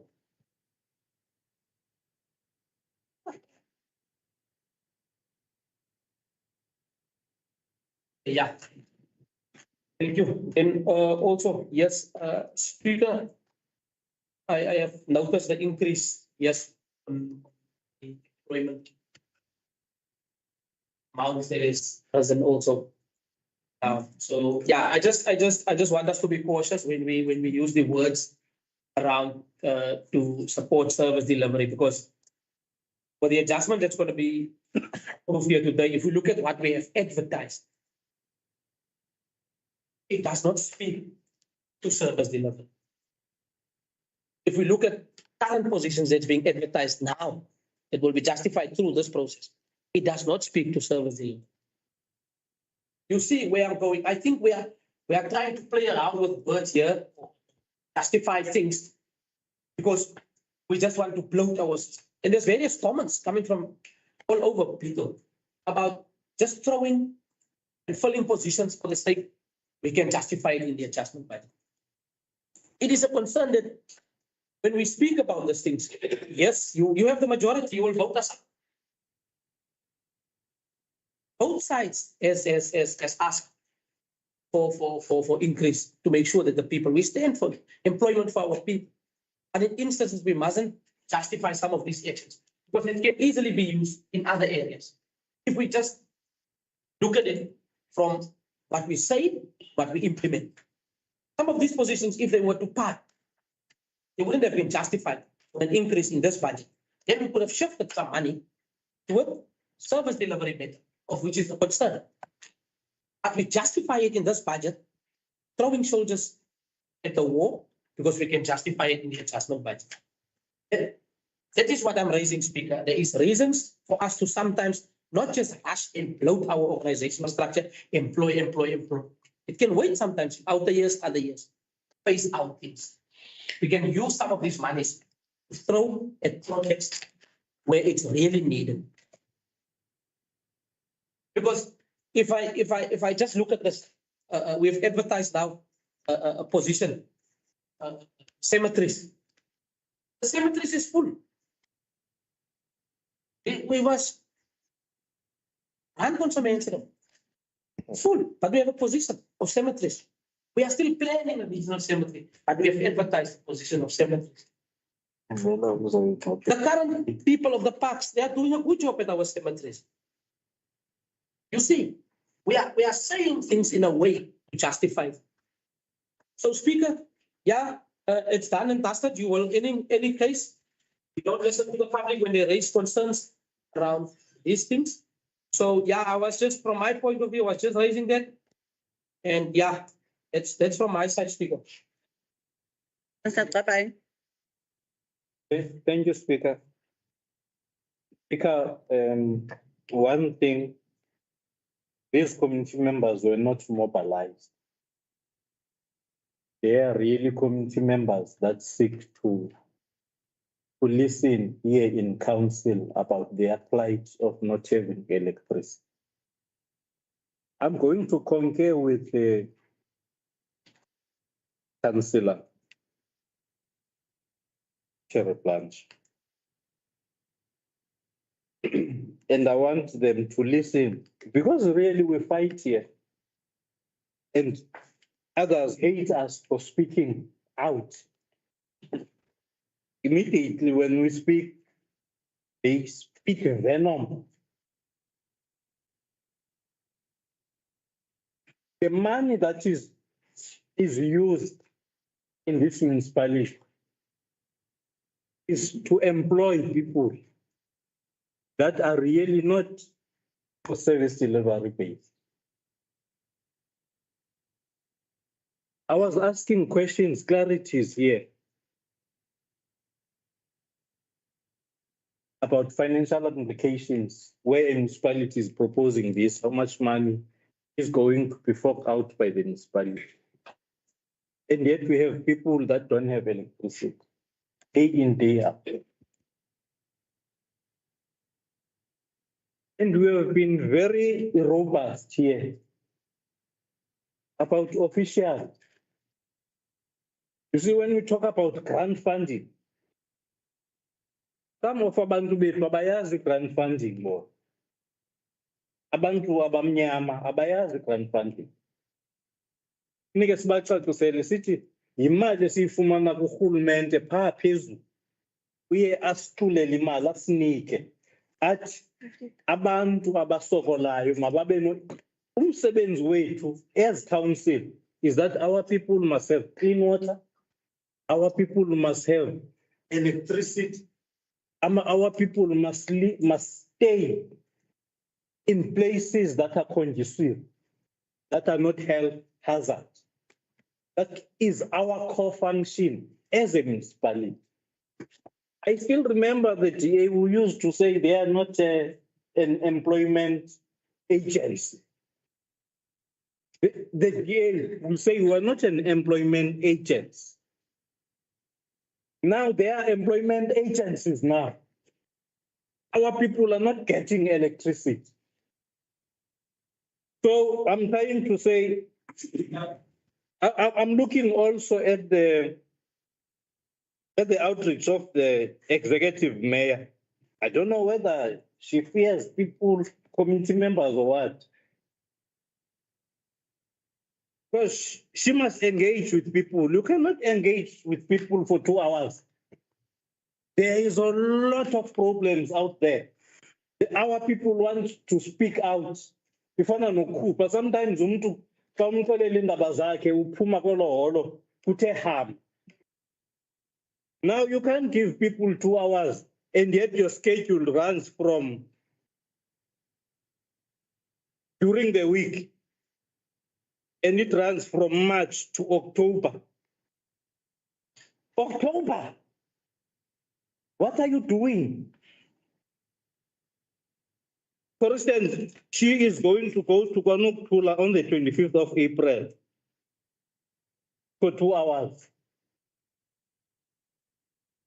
It's her duty to go out in these communities quick and fast. She has been given that opportunity to be the mayor. She must go and speak to people and she must answer to those people. Why are you not giving us money to get electricity? I can vouch today. Municipality is the best in water. We give our people clean water. But we must also give them electricity. It's their right. It's not a privilege. For that matter, they pay for that electricity because it's prepaid. They do pay. So I'm trying to say, Speaker, we must take this very serious. This is an adjustment budget. An adjustment budget, we can also say, take a position here as council and say, let's not vote for this adjustment budget. Officials must come together and tweak what can be done about these people so as to get electricity. There's monies that must be taken somewhere, as much as you are taking monies. There must be monies that are taken from a certain vote and be taken to something else. It's the legal framework anyway of an adjustment budget. So I'm trying to say, Speaker, I suggest is that officials must go and meet. As councillors, must give them space to meet and sort out this, because really it tells a spin. You see this old man. You see this old man. He's supposed to be sitting in a retirement home already. He should be retired, serious. I don't know why GA is sending people to myself. So I'm trying to say, Speaker, we will allow that. I don't know what is the time frame in terms of a legislative phenomenon in approving this adjustment budget. How much time do we have? How many days, how many weeks in order to sort out that challenge of electricity? Thank you very much. Thank you. Councillors, I also want to add on what all of the councillors have said now on this matter of electrification of issues. And I am also much happy for a committee of Imubela to be present here today. so that they can witness for themselves and listen what is being said in the council chambers. And I think that also the officials today, they can see what is happening there outside, because we as councillors, we are voted by our community members. As we are here, we've been voted by our constituencies that we must look after them. So I want to concur with Councillor Umhlana when he is saying that Tina, as the councillors, we do provide a budget for all this work in the communities to be done. But it is the officials who are not doing their jobs, because they know they do not go and account to our communities. The first thing, if umuntu akanambane endlini yakhe, who is to blame? Kuzawuxekwa uCouncil, not knowing into yobana uCouncillor yena uzenze zonke iimins into yobana ubane mawube i-officials ezingayiyo ebantwini ziyolungisa iingxaki zethu, kuba sizazi ukuba ii-public meetings zethu esizenzayo phaa ababikho bona. Umuntu oqala obethwayo uba nguCouncillor. So mna, as I am sitting here, andifuni uthi ngulaa councillor owenze wrong okanye ngulowana. Akho councillor apha unoblenywa nge-electrification, the officials. I am speaking and explaining this in isiXhosa because the community members that are inside these council chambers are Xhosa speaking. So ndifuna abantu understand kakuhle. So umeya akanatyala. Umeya akazoya ebantwini ayochaza kutheni enganiki abantu umbane. Umbane awunikezelwa ngumeya. Abantu abasebenzayo bafakele umbane zizi-officials ezinikiweyo i-task zento yoba mazenze loo nto. So I don't want any of us to blame each other here as the councillors.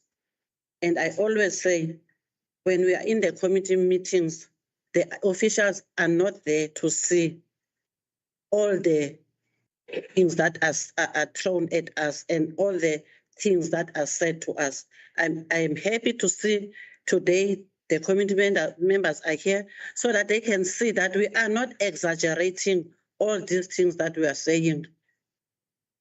Municipal manager, please talk with your officials.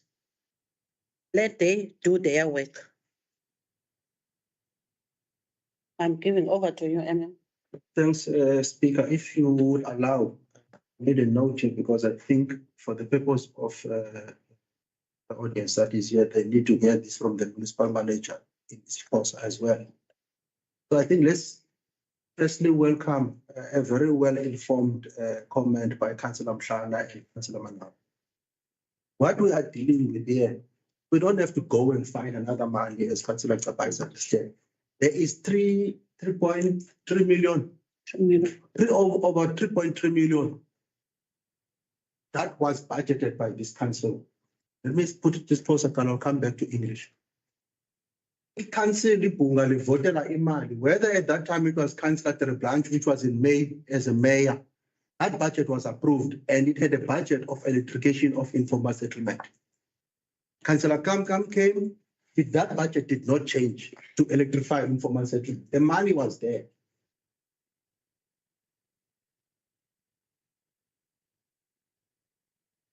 Query with the electrical department, because what we are doing in the budget in front of us now, we are reducing the money by 3.3 or 3.2 million, because that money is not going to be spent between now and June.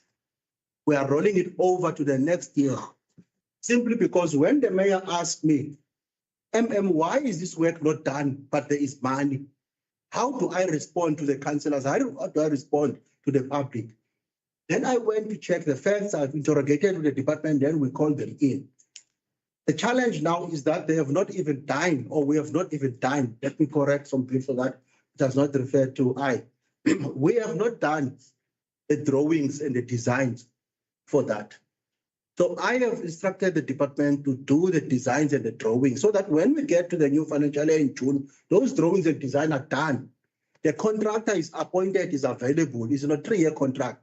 So we don't have to go out on tender and long processes. The contractor is waiting for the municipality to say, send me to Kolweni or send me to New Horizon or send me to Kwanabutula in Kubela to go and do the work. The department must finalize the design and report to this council that the designs have been completed. Once they are completed, and then we inform the councillors, and then we're gonna do a communication with the community. So we don't have to find any money somewhere. The money is already there. It was there. It was just a failure in terms of executing. And that responsibility does not lie with the mayor or any one of these councillors.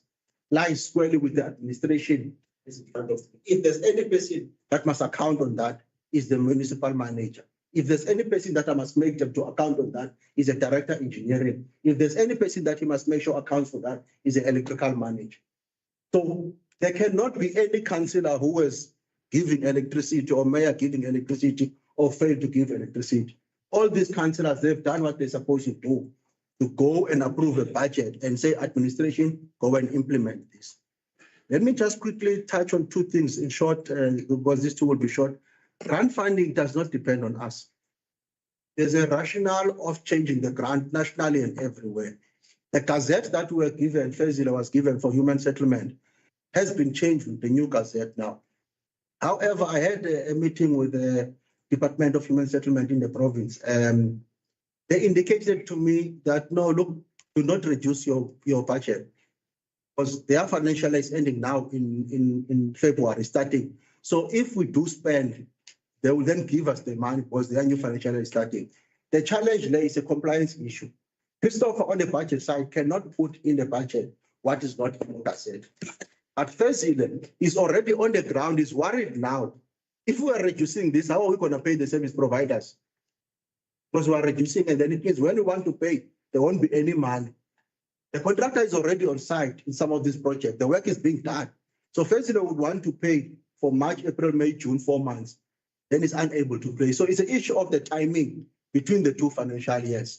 So it's unfortunate that probably they have reduced our money. So we need to engage in the use of the current year. It's not in our hands in terms of that.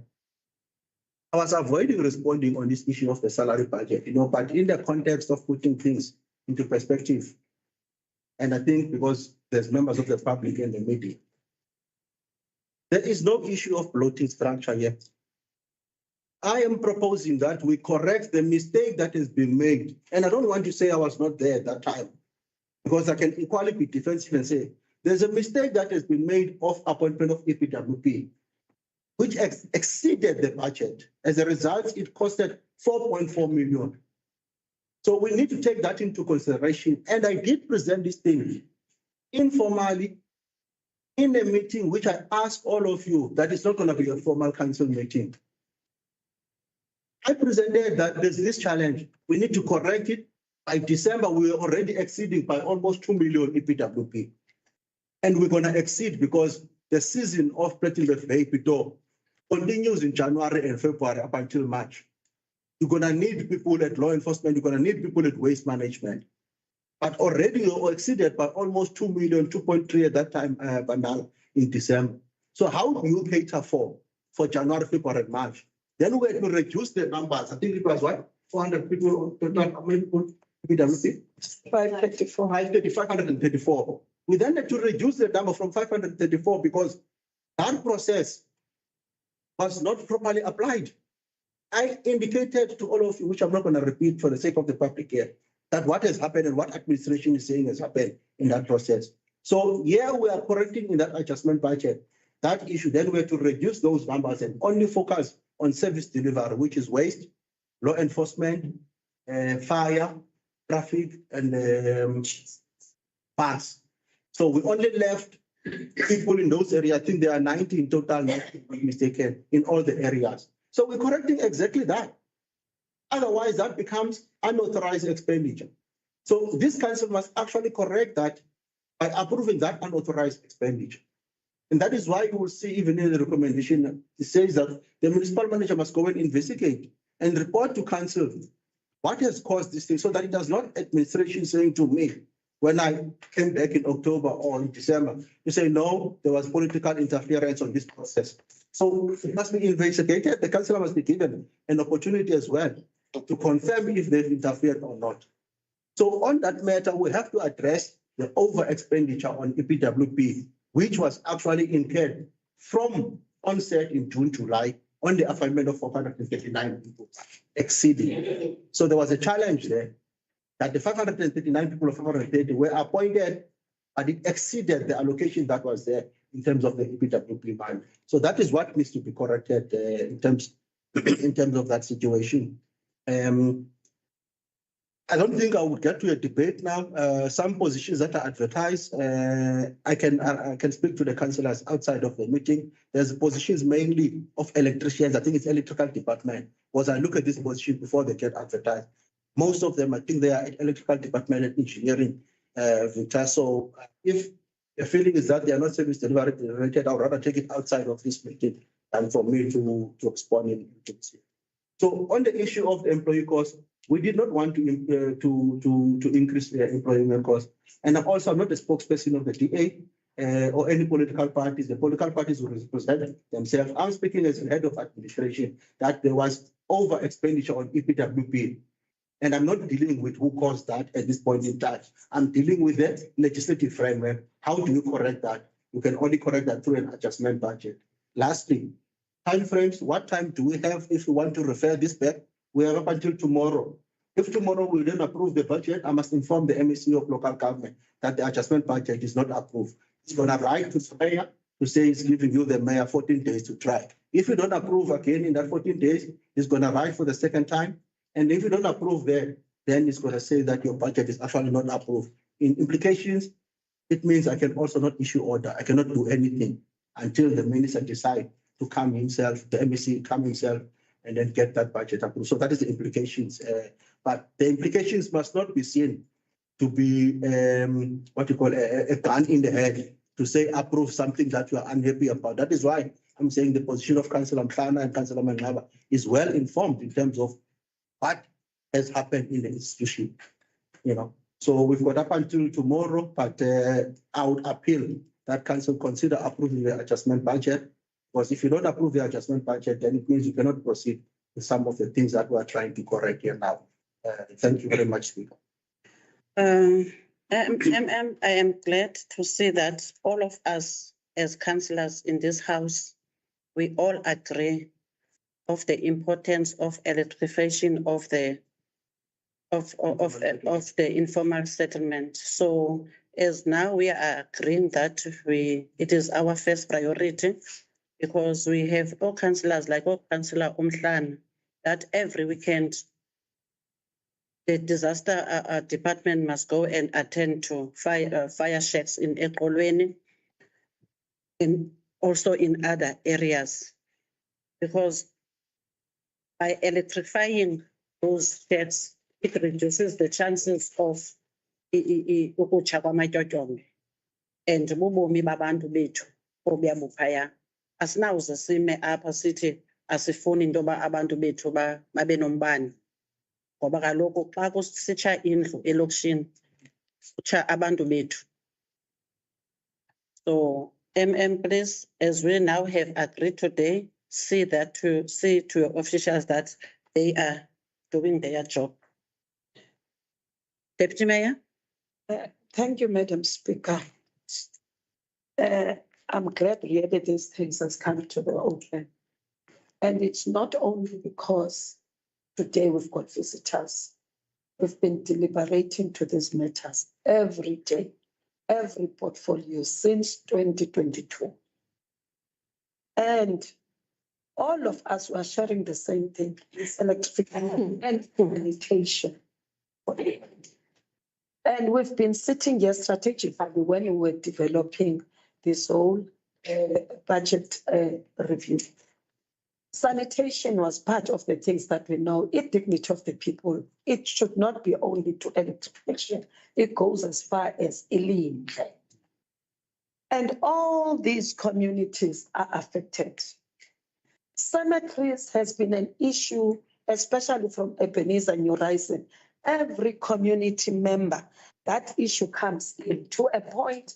There's a company that already is working at Ebenezer, starting to design and everything. An issue of symmetries has been a long coming issue from Ward 5, Ward 6, that the symmetries people are complaining about. It really shocked to hear that the positions are not service delivery aligned. It shocks. But anyway, it is just to bring our communities into confidence that we don't just wake up and suck the things that we put into the budget. They are always related to the matters of the communities. I mean, all communities. And even if you look there, it is budgeted, the electrification. There is an 800,000 that is there. That will take us through till we get to the major budget of June. I understand that somebody else might look at it as if we're not budgeting. There are things that becomes beyond even our understanding. As much that we want to control the people that are working. If an electrician wakes up and say he wants to leave Bitou and go somewhere, who has a right to hold that person?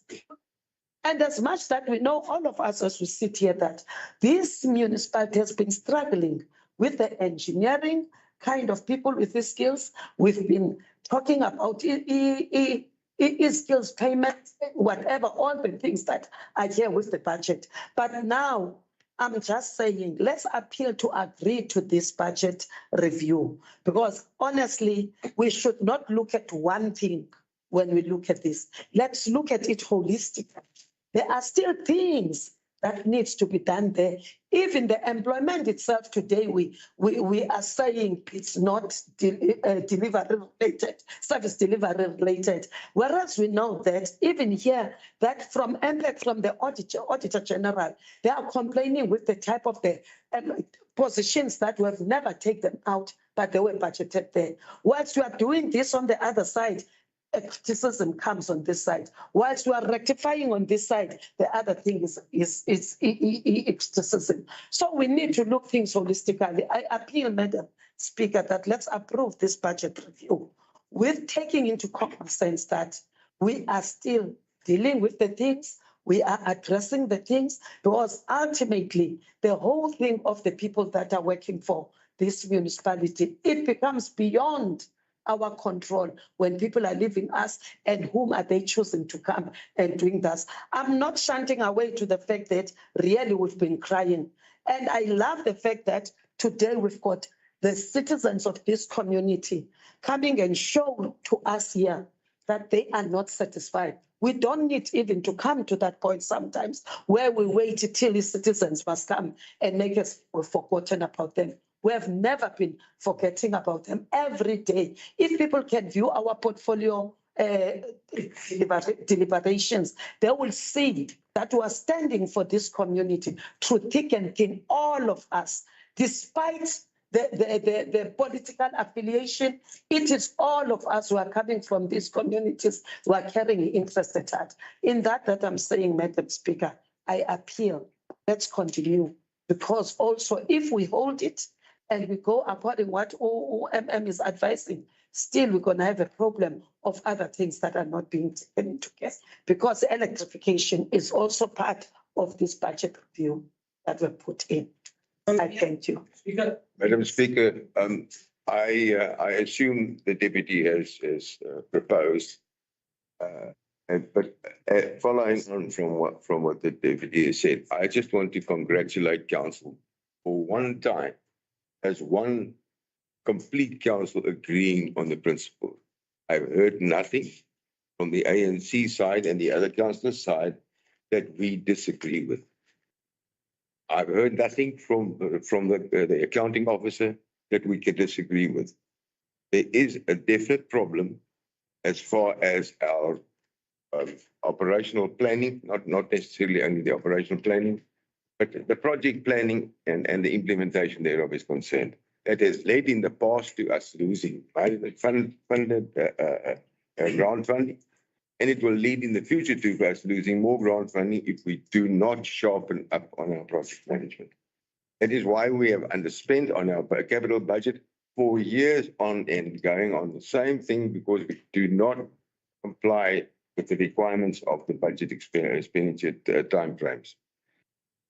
Therefore, Madam Speaker, I think we all agree that we're using the electrification as an example, but that's not the only example. There are other examples as well. So to me, it's a good feeling today to be sitting here and thinking that this council as a whole feels exactly the same about this situation. We all agree.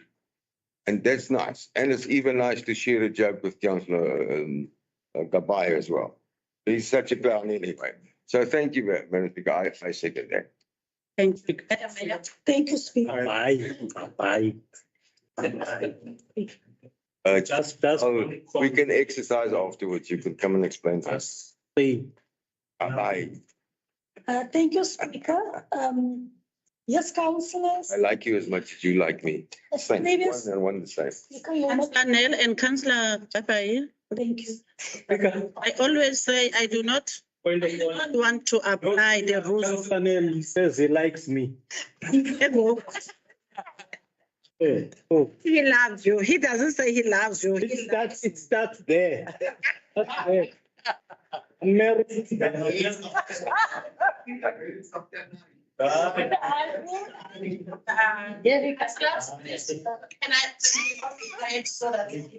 Yeah, chance to speak. Budget for a date, eh? Thank you. I am married with you. I think just to sum it up, like Councillor Nell and all the previous other councillors said, the municipal manager has also alluded to it. And just for the sake of clarity for the public, and thank you for coming to represent yourself here today. The municipality, we've got a financial year, and in that financial year, there's quarters, 4 quarters. And unfortunately, we are now in the 3rd quarter, understand? Which means when we reviewed and when we looked at the budget, we saw where the 1st quarter it passed, where the 2nd quarter it passed, we're in the 3rd quarter now, and we're revising to say the amount of money that is left on the vote that has failed to be spent in the previous months. How much of that money will we be able to use from now till the end of June to actually implement? Because if we look at it and we see that we will not be able to spend all of it by the end of June, it means we have to roll it over to the next financial year. It doesn't mean that we are taking it away. It means that we are moving it for after June, but still, that doesn't justify what we did. Because we are supposed to monitor ourselves in the 1st quarter, the 2nd quarter, the 3rd quarter. We are not supposed to wait till the 3rd quarter or till we get to the mid-year after 6 months and say, oh, we think we will not be able to spend this money. So I want to assure the public, we have deliberated very extensively on this in the budget steering meeting. The officials left here not very happy because we have scrutinized in and every vote. We even looked so far to see whether tenders has been awarded, whether contractors are on site. We've even gone further to say, do we have an order number? Have we placed your order for the equipment? One of the first things that we did after August, when we came in as a new coalition government, was to make sure that we follow up on the electrification of the informal settlement. Councillor Slana and myself, we had various engagements, and SNR, we did send them to the site, but unfortunately, when the municipal manager, because we spoke to him, both myself and Councillor Mklana, Councillor Mangaba also really, I can assure you every second week, he does phone, he does send emails. Then we went to the municipal manager and said, please pay special attention to this project, see how far we are. And unfortunately, discovering that there was not even proper design in place, it will be irresponsible of us to continue with just sending a contractor in and just connecting. So we are appealing to the community. We want that money that is currently on the budget till the end of June. We want to use it to design properly so that when the contractor comes, and they install the electricity, they've got a proper approved design so that the electricity can be safe. We can also take into consideration all other factors. But I want to apologize to you here today. And I really want to apologize to the public. I really was not happy. None of us sitting here were happy. And we are going to definitely look in our new budget cycle. We've already discussed it today. We will look at our officials, especially the project management. We will look at equipping them with the necessary skills to be able to do the basic budgeting and project management and planning, because there is a gap in terms of all of us sitting here, we vote and we agree on service delivery. But unfortunately, when we see monies are not being spent, we have to adjust downward. But we are not taking that money off, I want to assure you. And I'm appealing to you for your patience, and I'm really apologizing on behalf of council. So thank you, Speaker, and thank you, Councillor. I think I also propose, and we did. Thank you very much. Speaker, yeah, for safety sake, there's a watch short there. Watch for also have a, as though we are breaking the sheds down, but there might be a fire occurring, and then we want to also electrify it. So there's a watch short there. Thank you, Madam Mayor. Sure. Very much. Informal settlement, of course. Councillors, we are done now. But my hand has been up. My hand is. Councillor Mangaba, Thank you. then Councillor Mkala, then we are closing the. Speaker, I think I love the fact that we are singing from the same hymn book.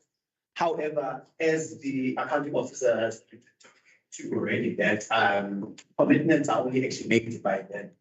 Do we have?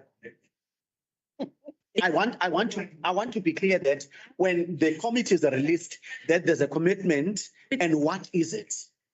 We do have a commitment because we told OMM to speak with his officials. So MM that's committed. That's That they will say allowed to it. Okay, MM. 800,000 now for the designs to get that designs completed in areas. I know Councillor Mfana, but in the meeting, the officials told me that the area that is supposed to be completed in following the job designs. It is of the view that something we can take it separately and do. If those designs are there, the contractor is available, can just go and electrify. But I was told there's even the new lady who came. He said she went, what's her name? Went and the designs are not there. That is why SNR was in a meeting with me. Because I asked them, are you short of staff? He said, no, we don't short of staff. We've got capacity to continue, but we cannot continue because we don't have the designs to proceed. So I've given 2 months for the designs to be completed. Once the designs are completed, it's reported in council, and then the service provider. We don't have to go out in any tender process, But if the designs are taking longer than that, the director is they have to guide me. 3 months seems to be reasonable. She's looking at the designs. That's a matter of fact. It's 3 months reasonable because I'll be held accountable oversight. Yeah, 3 months should be enough time to implement. Samhlana? 3 months, yeah. Okay. Yeah, no, Speaker, just to speak on this issue. Umbani ufakelwe epost. So asifuni bengathi officials angakwenziwa kusebenze. Qalile ufakelwe umbani epost phase 1 wafakwa phase 2 ngoku beku phase 3 ugqityezelwe phase 3. Kula phase 3 kushiyeke 45 le ndawo ke ndithi ibiseyikhona i-design already. Eqolweni akho design at all. So ukhona umbane obufakelwa but i-project ihamba slowly. Uzuqala kwayo sayisherisha iqolo iBosisref eza zawazawo that yes so we should that's a Bosisref nasezawazawo. So umbane uyafakelwa wona but inkqubo nje uhamba unyawo lonwabo and ke njengoba besithi uDeputy Mayor wa resigner abasebenzi bemka la office ayabi nabasebenzi. Can we now move from the item? It's just in a. Councillor Bangaba. Could we ensure that we don't make wards wait based on a work that's done in another ward? Let's spread out our people so that drawings are done on time. So in coming into the new financial year, there's work that's done. Noted. Thank you. Noted, councillors. Proposed by Executive Mayor and seconded by Wombia. Or Deputy Mayor. Deputy Mayor seconded. Next. She said she appealed. That's what I'm saying. Yes, I can. Into the next item. Section 3, corporate services, C/3/273/02/25.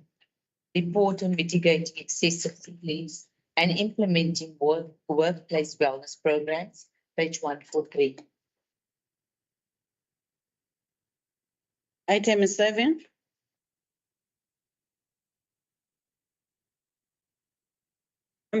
Madam Speaker, I propose that we go with the recommendation. Solvier. Kana. Right before me. Speaker.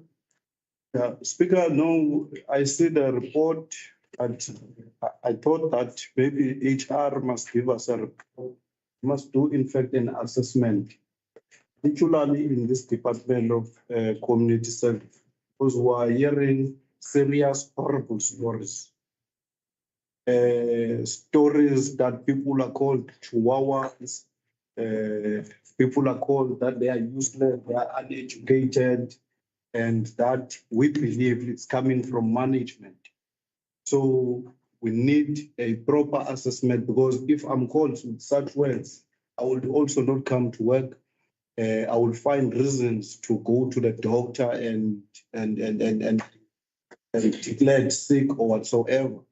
So we need a proper assessment, not just a conclusion that we don't know where it comes from.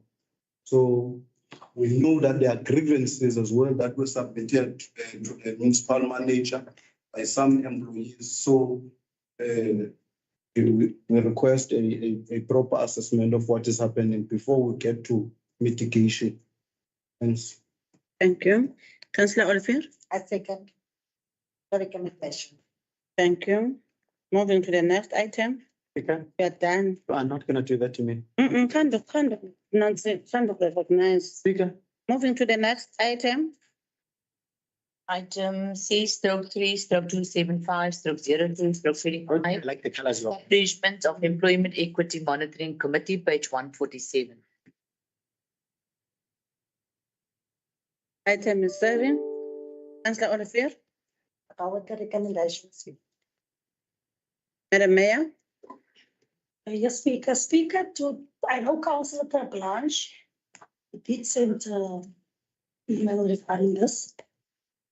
We are bringing this item back again here today because we did go and check the previous resolutions, and unfortunately those resolutions were not implemented. That's why we will see under resolution number 4 that it be noted with concern that previous DVA decisions and the resolutions is C/3/41/06/22 and C/3/50/08/22 regarding the related issues were closed off without being executed. So when we deliberated on this item in MICO, we wanted to look at the previous resolution, because what is becoming concerning is that we take decisions in council, then 3 years pass and nothing happens to those decisions.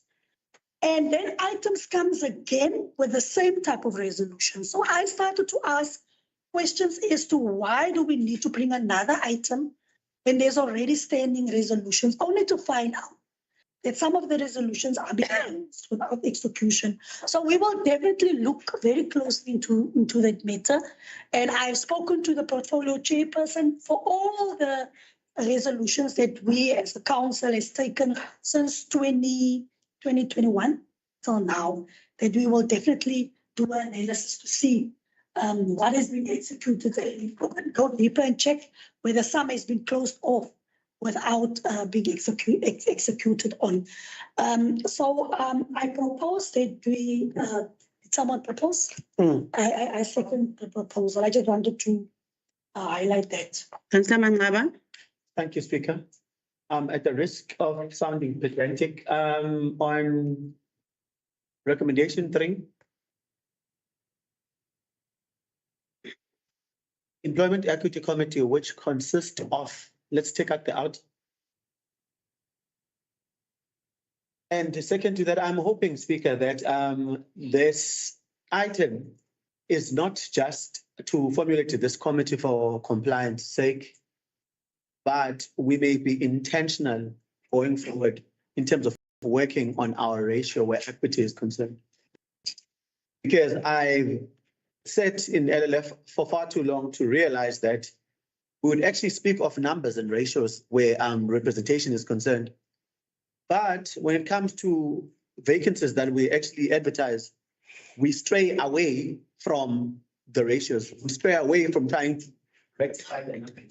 And then we might think this is actually very minimal or almost meaningless or futile, but it affects the previous item around, the employees that are actually disgruntled, sick leaves that are actually abused, and the low morale and all of that. It ties back to us committing to that which we actually had decided upon where equity is concerned. So I really need us to actually be intentional about this committee rather than having it for compliance sake. Thank you, Councillor. Moving to the next item. Section 4, community services. No item. Councillor Mangaba. It was with great concern, and I'm utterly disappointed that at opening statements, none of the speaker nor the mayor spoke about the issue that we are sitting with in Ward 5 and 6 with fires are concerned at the West Transfer Station. Now we are sitting here at the segment of community services. There is no report of such. The entire week we were actually inhaling fumes that are not meant to be inhaled. I understand that the issue is under control, being handled. We are not sitting with a report. We are not even acknowledging to the community or to the public that this is what we are faced with, and these are the mitigating plans we have in place. I'm just raising that grave disappointment because obviously there is no item to actually deliberate on. I'm just laying it out there.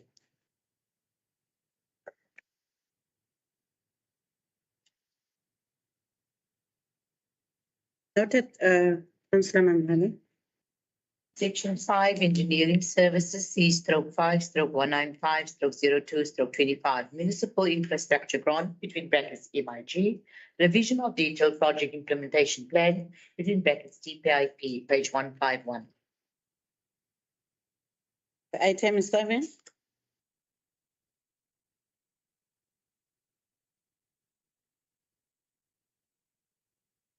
Chairperson. Chairperson. Chairperson. Councillor Orifia. Of the recommendation. What chairperson? Can be anybody that's about the recommendation. Next item. Was it seconded? I don't second. It was proposed by the executive mayor. Okay. Did you second? No, I haven't seconded, but if you need a seconder, I will second it.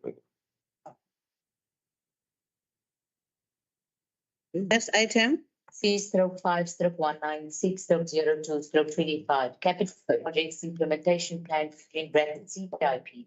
Monthly progress report for period in January 2025, page 156. Item is 7. Councillor Tabai. I miss Dave Swart's voice, man. He's so quiet.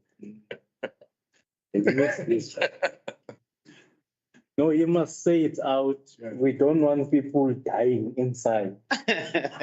Must you say out? Inside can come this side. Must you say out? Only come through. Say it out. Item is 7. Support the recommendation of applicant Mayor. Seconded by the Deputy Mayor. Next item. P/5/19. The item is gone. It must be noted that the item says monthly report. How we are actually fed information detailing to last year is problematic. This cut and paste must come to an end. Administration, can you please take us through the item, the next item? P/5/197/02/25. Assessment of the quality and overall acceptability of works performed under the contract SCM/202-3/57/ENG, upgrading of stormwater phase 1, page 161. Deputy Mayor? Thank you, Madam Speaker. I felt that we should not just say we take note of this report, as we know that it affects the communities, the things of the stormwaters in Kirland, in Horizons, in Wano. So it's a report based on that, and it all goes with the financial implications, how we can fix this.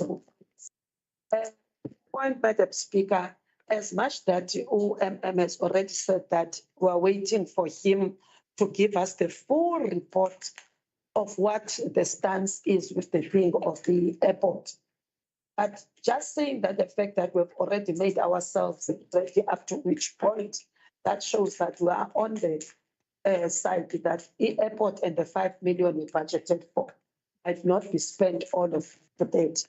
I'm now asking Madam Speaker that let's really rectify these things of the communities. Right now, Councillor Mangaba was mentioning the pollution that goes with that, and the concerns and the weathers of winter that are coming that will make people to be in a worse state of their living.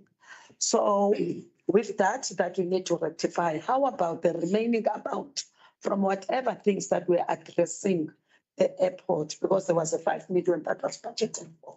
Can we take the remaining amount and use it for the rectification of these stormwater things that are affecting all these communities? Unfortunately, we already have some companies on the side, contractors on the side that they've started work, as we could see that Ward 5 and Ward 6, they've already started the thing. So how about you still make the use of the company that is there, and to you, Madam Speaker, that we can add by saying, let them quickly go and rectify those stormwaters whilst they are still doing what they are doing on site. Maybe they can add their working team so that you can sort that. It's not a nice one. We know that a child has fallen to the stormwater and died in Kirland. So honestly, we'll see ourselves having a liability that is more than what we have ever thought of. The cases and litigations that come in.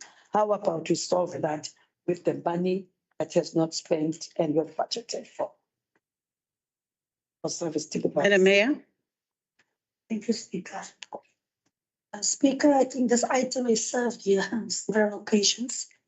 I was simply looking at the financial breakdown and I did ask a couple of questions. And then we discovered that some of the amounts that are being listed under the financial implications, if you add it up, I think it comes to about 2.1. So we were trying to figure out if there's a shortfall because the item says that 5 million is needed to rectify in all the areas. But only to find out that some of these monies that are listed here will actually only, we might recover it, if we actually litigate. And that's another tedious process on its own. So it's very disheartening. I share the same sentiments. We cannot wait till November 2026 for this to be rectified. It has several times at council. I have on previous occasions asked that we really investigate this matter. My appeal is also here today. If we can find a way to find money to rectify the situation, and then also in terms of if we go through the other processes and we get the money back, there will be a miracle. But now the question remains, this was budgeted for. It was clear from the start, and there's various emails, there's various opinions, there was various items at council. It was proven from the start of this project that this project is not in line.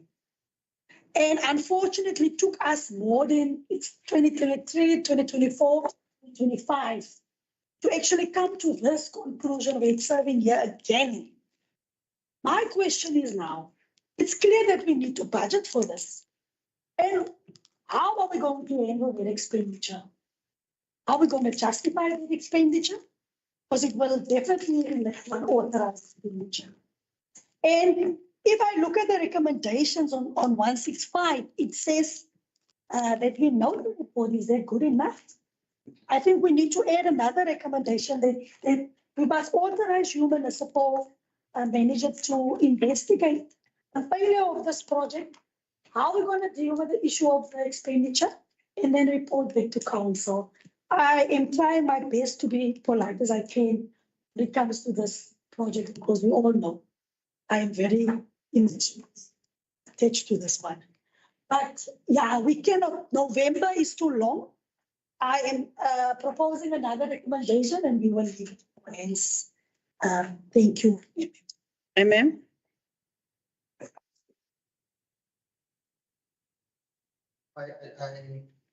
I take note of the investigation because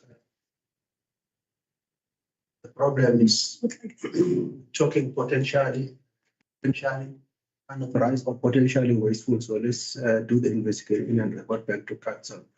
We did discuss it in terms of the program to strike and deal with the rectification as soon as possible.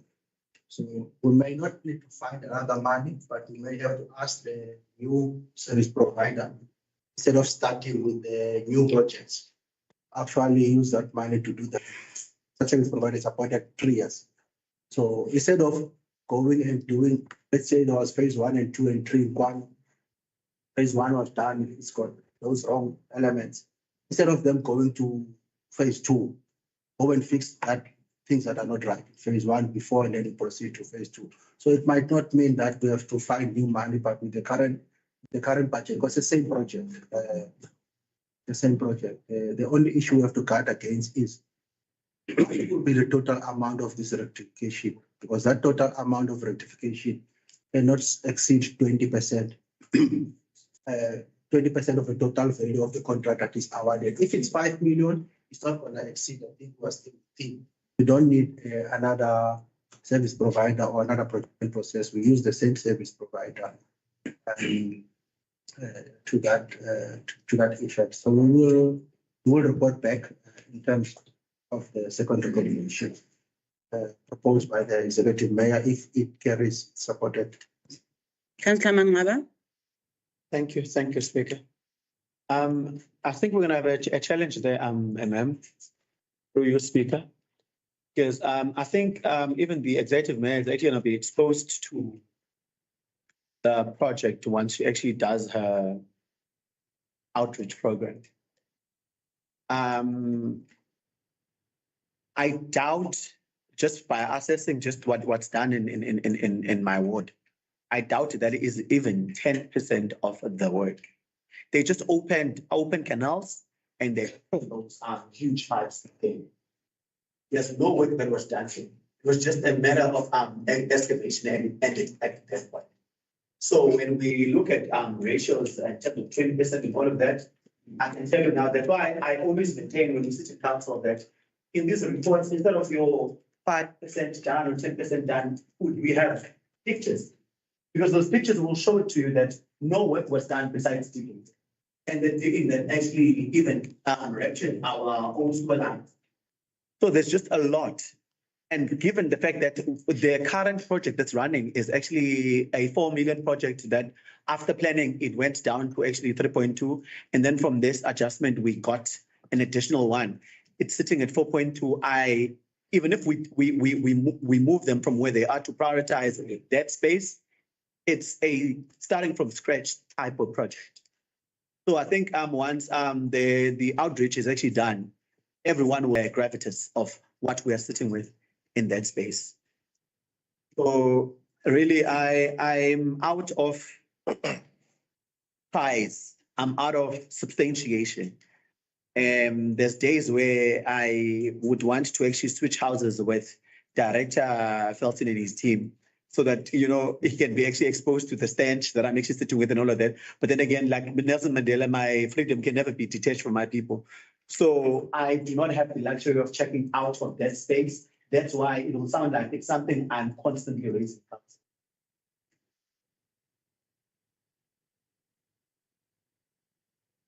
Is it seconding? Yes, are you seconding, Councillor Mangla? I'm not sure I'm comfortable with just noting the report. So unless there's an additional recommendation, I'm not seconding. And the mayor did say this. By Councillor Olivier and seconded by the mayor. No. The mayor. That comes back to. And I also want to add in terms of the budget. That's like the issue of finding money to rectify. Because the report is not clear. The way that it's giving us, it's like it's gonna get these monies back to litigation, and implementation can only be in November 2026. So the DM has raised the issue of appealing and we add to say that the recommendations that we need to for the monies to rectify this. And I added also by saying in terms of how we're going to handle the expenditure, we also need an investigation regarding the implementation. Councillor Responsibility for the financial implications. Councillor Swart, I was going your hand was up. Yes, I was going to, the mayor's touched on it to add that we, have to add manage. Thank you, Councillor Gaba. And Councillor Debay's wish is now fulfilled. Moving to the next item.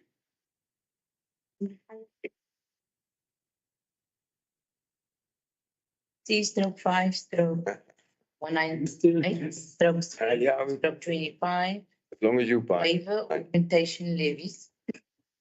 Technical engineering, facility budget of high school, page 316. Item is 7. Councillor Mhlana. Just a clarity, Speaker, maybe I missed it within the written. Is this for the school or for private company? Department of Education? Ma'am? It's for the schools. Private individual is donating upgrading of a school to be technical included in a school of a development education. But he was not aware then of the cost of the education in terms of that. Then the school then approached us to say, can we consider that application to waive that? So the benefit is for the school that although the money is coming to a private individual, it's actually to do technical part in the school. You will notice they've closed their primary school totally now. They will use those classes for the technical school and then they'll put the necessary infrastructure. Madam Mayor. Councillor Tapai. Thanks, Speaker. Well, is the Department of Education involved in that? Have they, because really my understanding is that it's the Department of Education,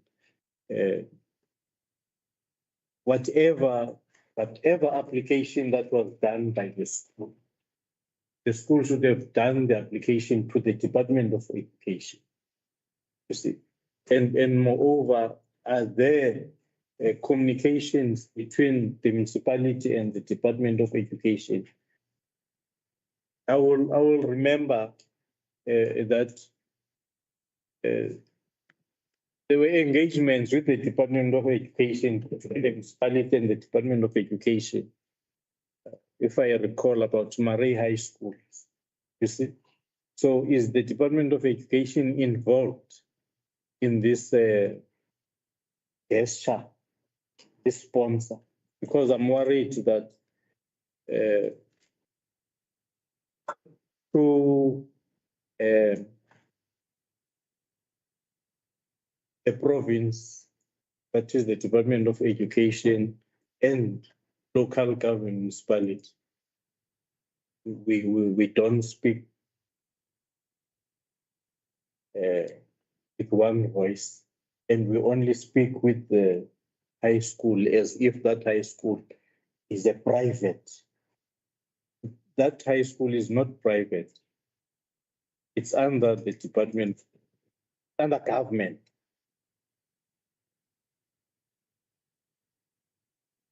So let me start with the explanation for that. In Murray High School, the Department of Education was the one that was doing upgrade with their money. So they would then actually apply to the municipality directly, which they, in conjunction with the school, or the school will apply for that project, which the municipality consider. In this case, it's not the Department of Education. It's a private donor is upgrading a school which is under the Department of Education. And the Department of Education has given their approvals and everything about that technical. It's going to be similar to Weinberg.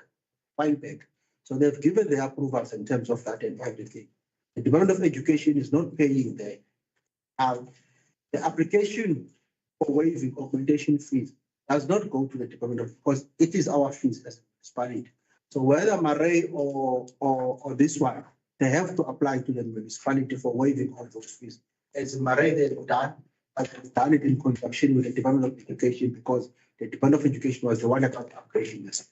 In this case, better delivery, making an application because they are upgrading through a private loan. The Department of Education is not going to also be involved in that application to us because they are not upgrading.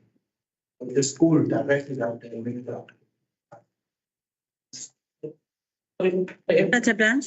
Yeah, but I don't wanna, the mayor can, because I also want to find out more in terms of the people that's gonna attend the school apart from this. So I was, maybe the mayor can just take us into and then we will close out. Yeah, I hear Councillor Kabai also what is happening. Yes, indeed, the Department of Education is involved.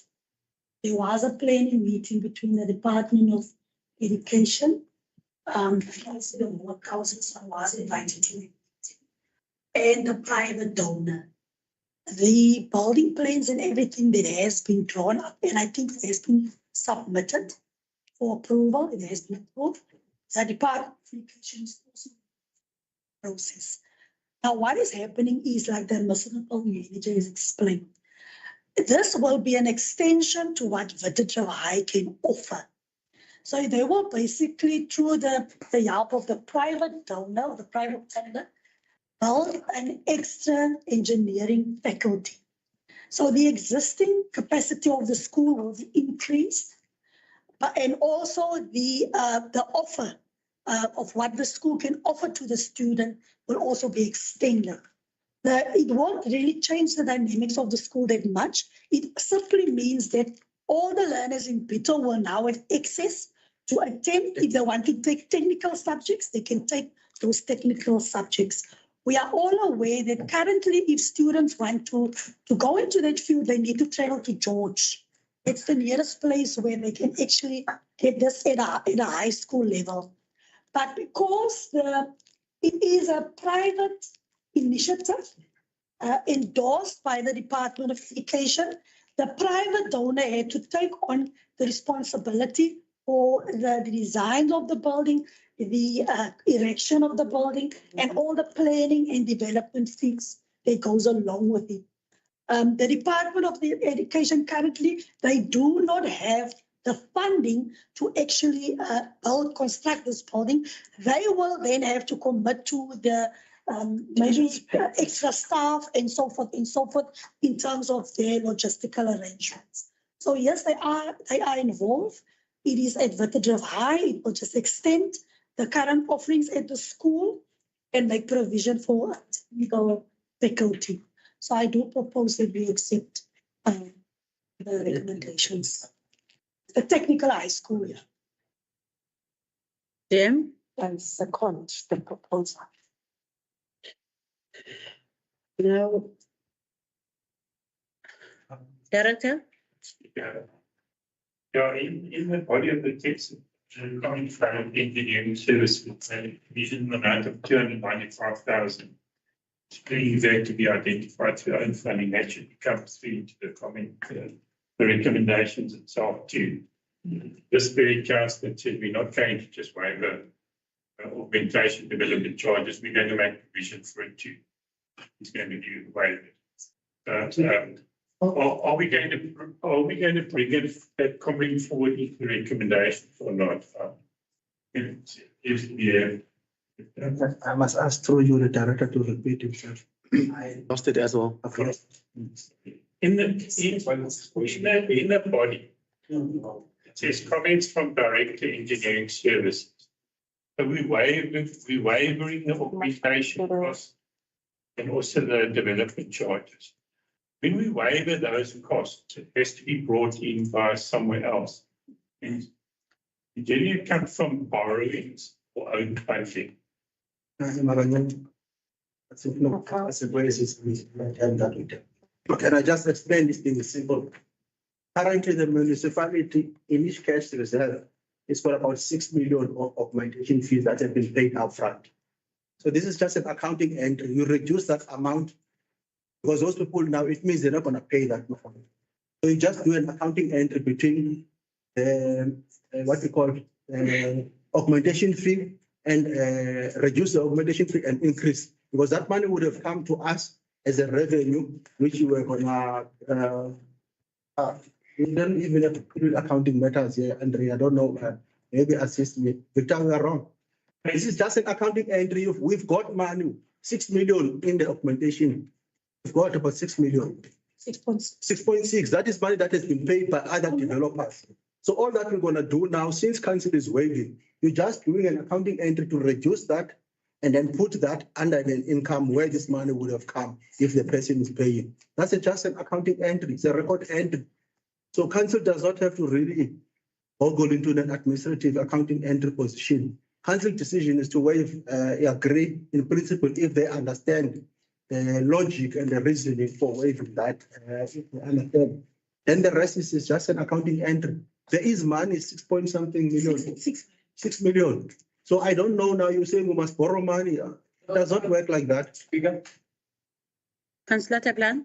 No, if I'm correct, is the back end part in terms of where it's coming from, it's something that you want touching on. But I think the director is asking if it mustn't reflect in the recommendations of the executive mayor or the municipal meeting, that amount. So you don't want it to reflect it. No, council is waiving. Council approved the waiving. What is the waiving is what is contained in the financial implication. You just have to correct that. We don't have to borrow that money, because what the director, if you go up, is proposing in his comment. I think the director is trying to deal with an accounting entry, which we must correct here. The director is trying to say that we must borrow the money. Look at that, through own funding or borrowing. So you cannot borrow money for augmentation that you are waiving. You borrow money for capital infrastructure.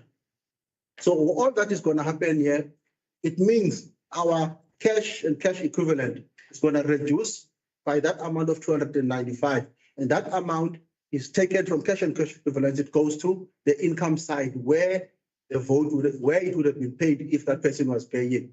So what is the net effect for the municipality? Zero. Bye-bye. Speaker, not lost. I'm not lost. It's such that this item for all items, believing that directors, together with the municipal manager, sit down before all these items come to council for that. They sit down and advise each other. If directors, for instance, the comment of the director of engineering services, he should advise and also be convinced otherwise. And then when these items come to council, we get items where a municipal manager is going to disagree with the director.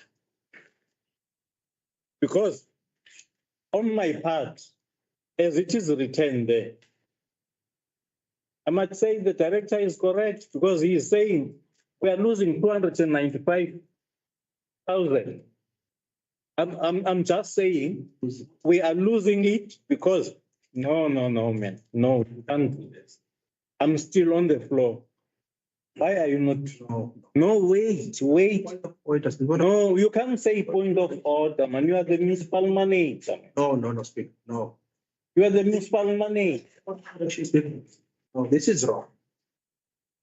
The matter was passed with all directors who came here. The director is raising something that he never raised before now, that the matter must be in the resolution, which was not what he was discussing. What is wrong is to say we are losing. We're not losing. It's a simple accounting entry. Where does the 295 go to? If you are losing, it means that 295 is. That means I'm a novice. That is why. I would have explained, Council. I don't know anything about explain. You see, comes that I was speaking. I was speaking. That is why I'm saying I'm a novice in those numbers. You see, that is why I say, as councillors, when these items comes to council, a director or directors, what is that committee of theirs called? Where they sit? Plenary meeting. Yes, plenary meetings. You come up with full items. If you feel that you are not satisfied with a particular item, then it must be rectified. You see? Now I'm saying that and I'm listening at the director, the way he is explaining. I'm a novice in terms of that. You are well too qualified to me, because I'm saying that 295,000 as we are losing it for a good cause. You can put it other way around, because what we are going to do there, we are going to waive augmentation fees. We get augmentation fees in other companies that builds here in this municipality. You see? So I don't see anything wrong with that, the way it came. Now I'm saying the officials never found each other. I'm not against that, but really it's wrong. It's not professional where we are going to bash each other in front of councillors. We are very stupid people. We are not educated. We need to be guided by officials that have expertise. If then the municipality was not going to be constructed in that manner, that there is a municipal manager, there are directors, people who are going to advise these people that are only elected. We're not employed here, we are elected. When you came with your big CV, because you've got expertise, so your expertise must be done in a manner that you are going to be satisfied. Thank you very much. I was going to ask Councillor Wangaba to borrow me quickly that book in his pocket. Then I have it in my mind. I want to read it to you. When you borrow, this is resolved in the directors. I don't know now. Maybe it is my mistake to ask you, because the item was served, it was closed, and then I said to you, Victor is raising his hand to say something. I apologize. I should not have said that, maybe, because that's where this thing started. Now we raised something that we have not discussed, then went through. When you borrow, because the director is saying that through our own funding on borrowing, we resolve administratively. When you take borrowings, you don't borrow for salaries. You don't borrow for wage augmentation. You don't borrow for cleaning of carpets. You don't borrow for. You take borrowings to build capital infrastructure or to upgrade capital infrastructure. So that item 7 in front of me as an accounting office. That is why it's not in the recommendation. What the director now is saying, should that not be in the recommendation? I'm saying no. And that's what Councillor Bitou was trying to clarify to say his understanding of it, which is correct. I'm saying no, it does not need.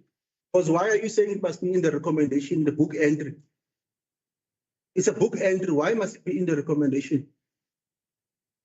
It cannot be something that is in the recommendation if administration knows how to implement it.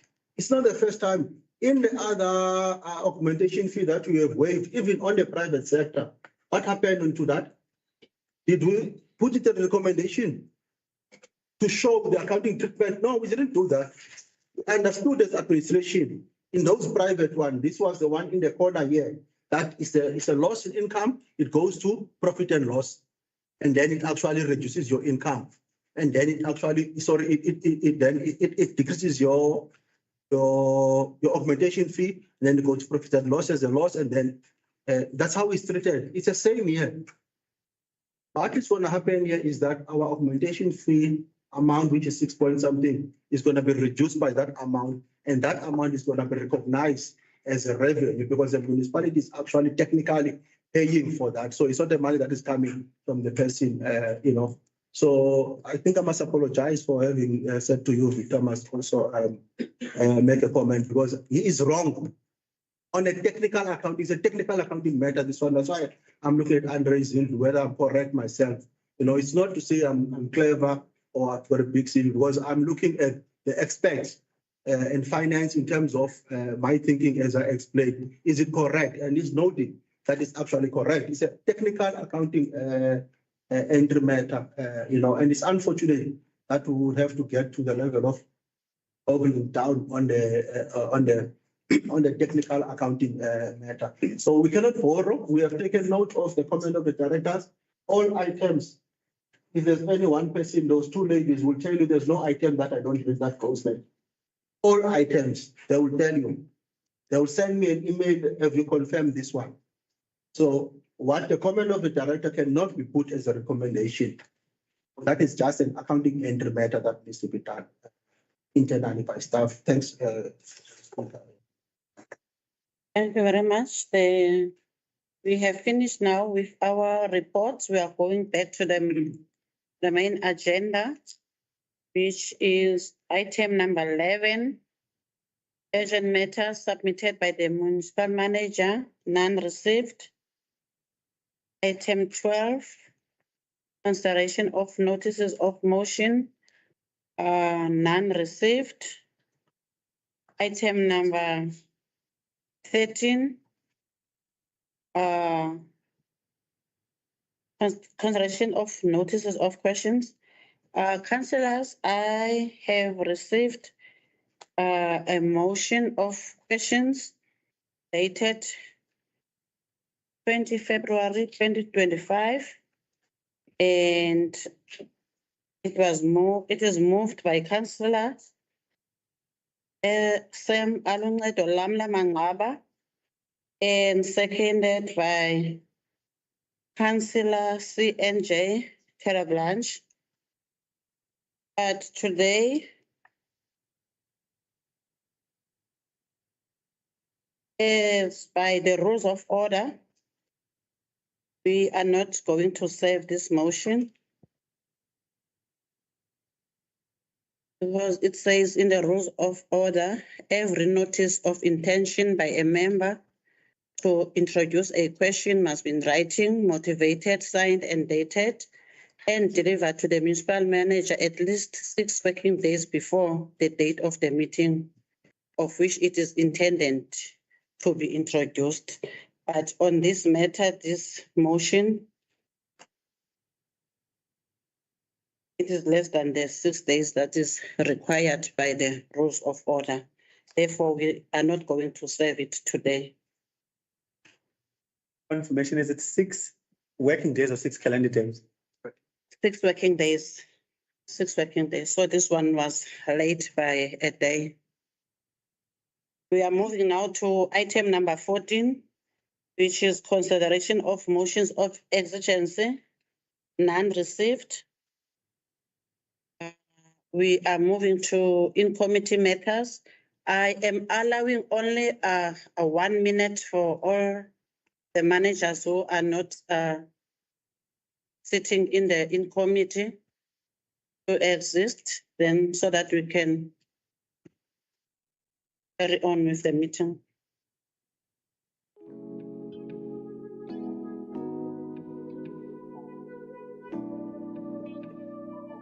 Now, as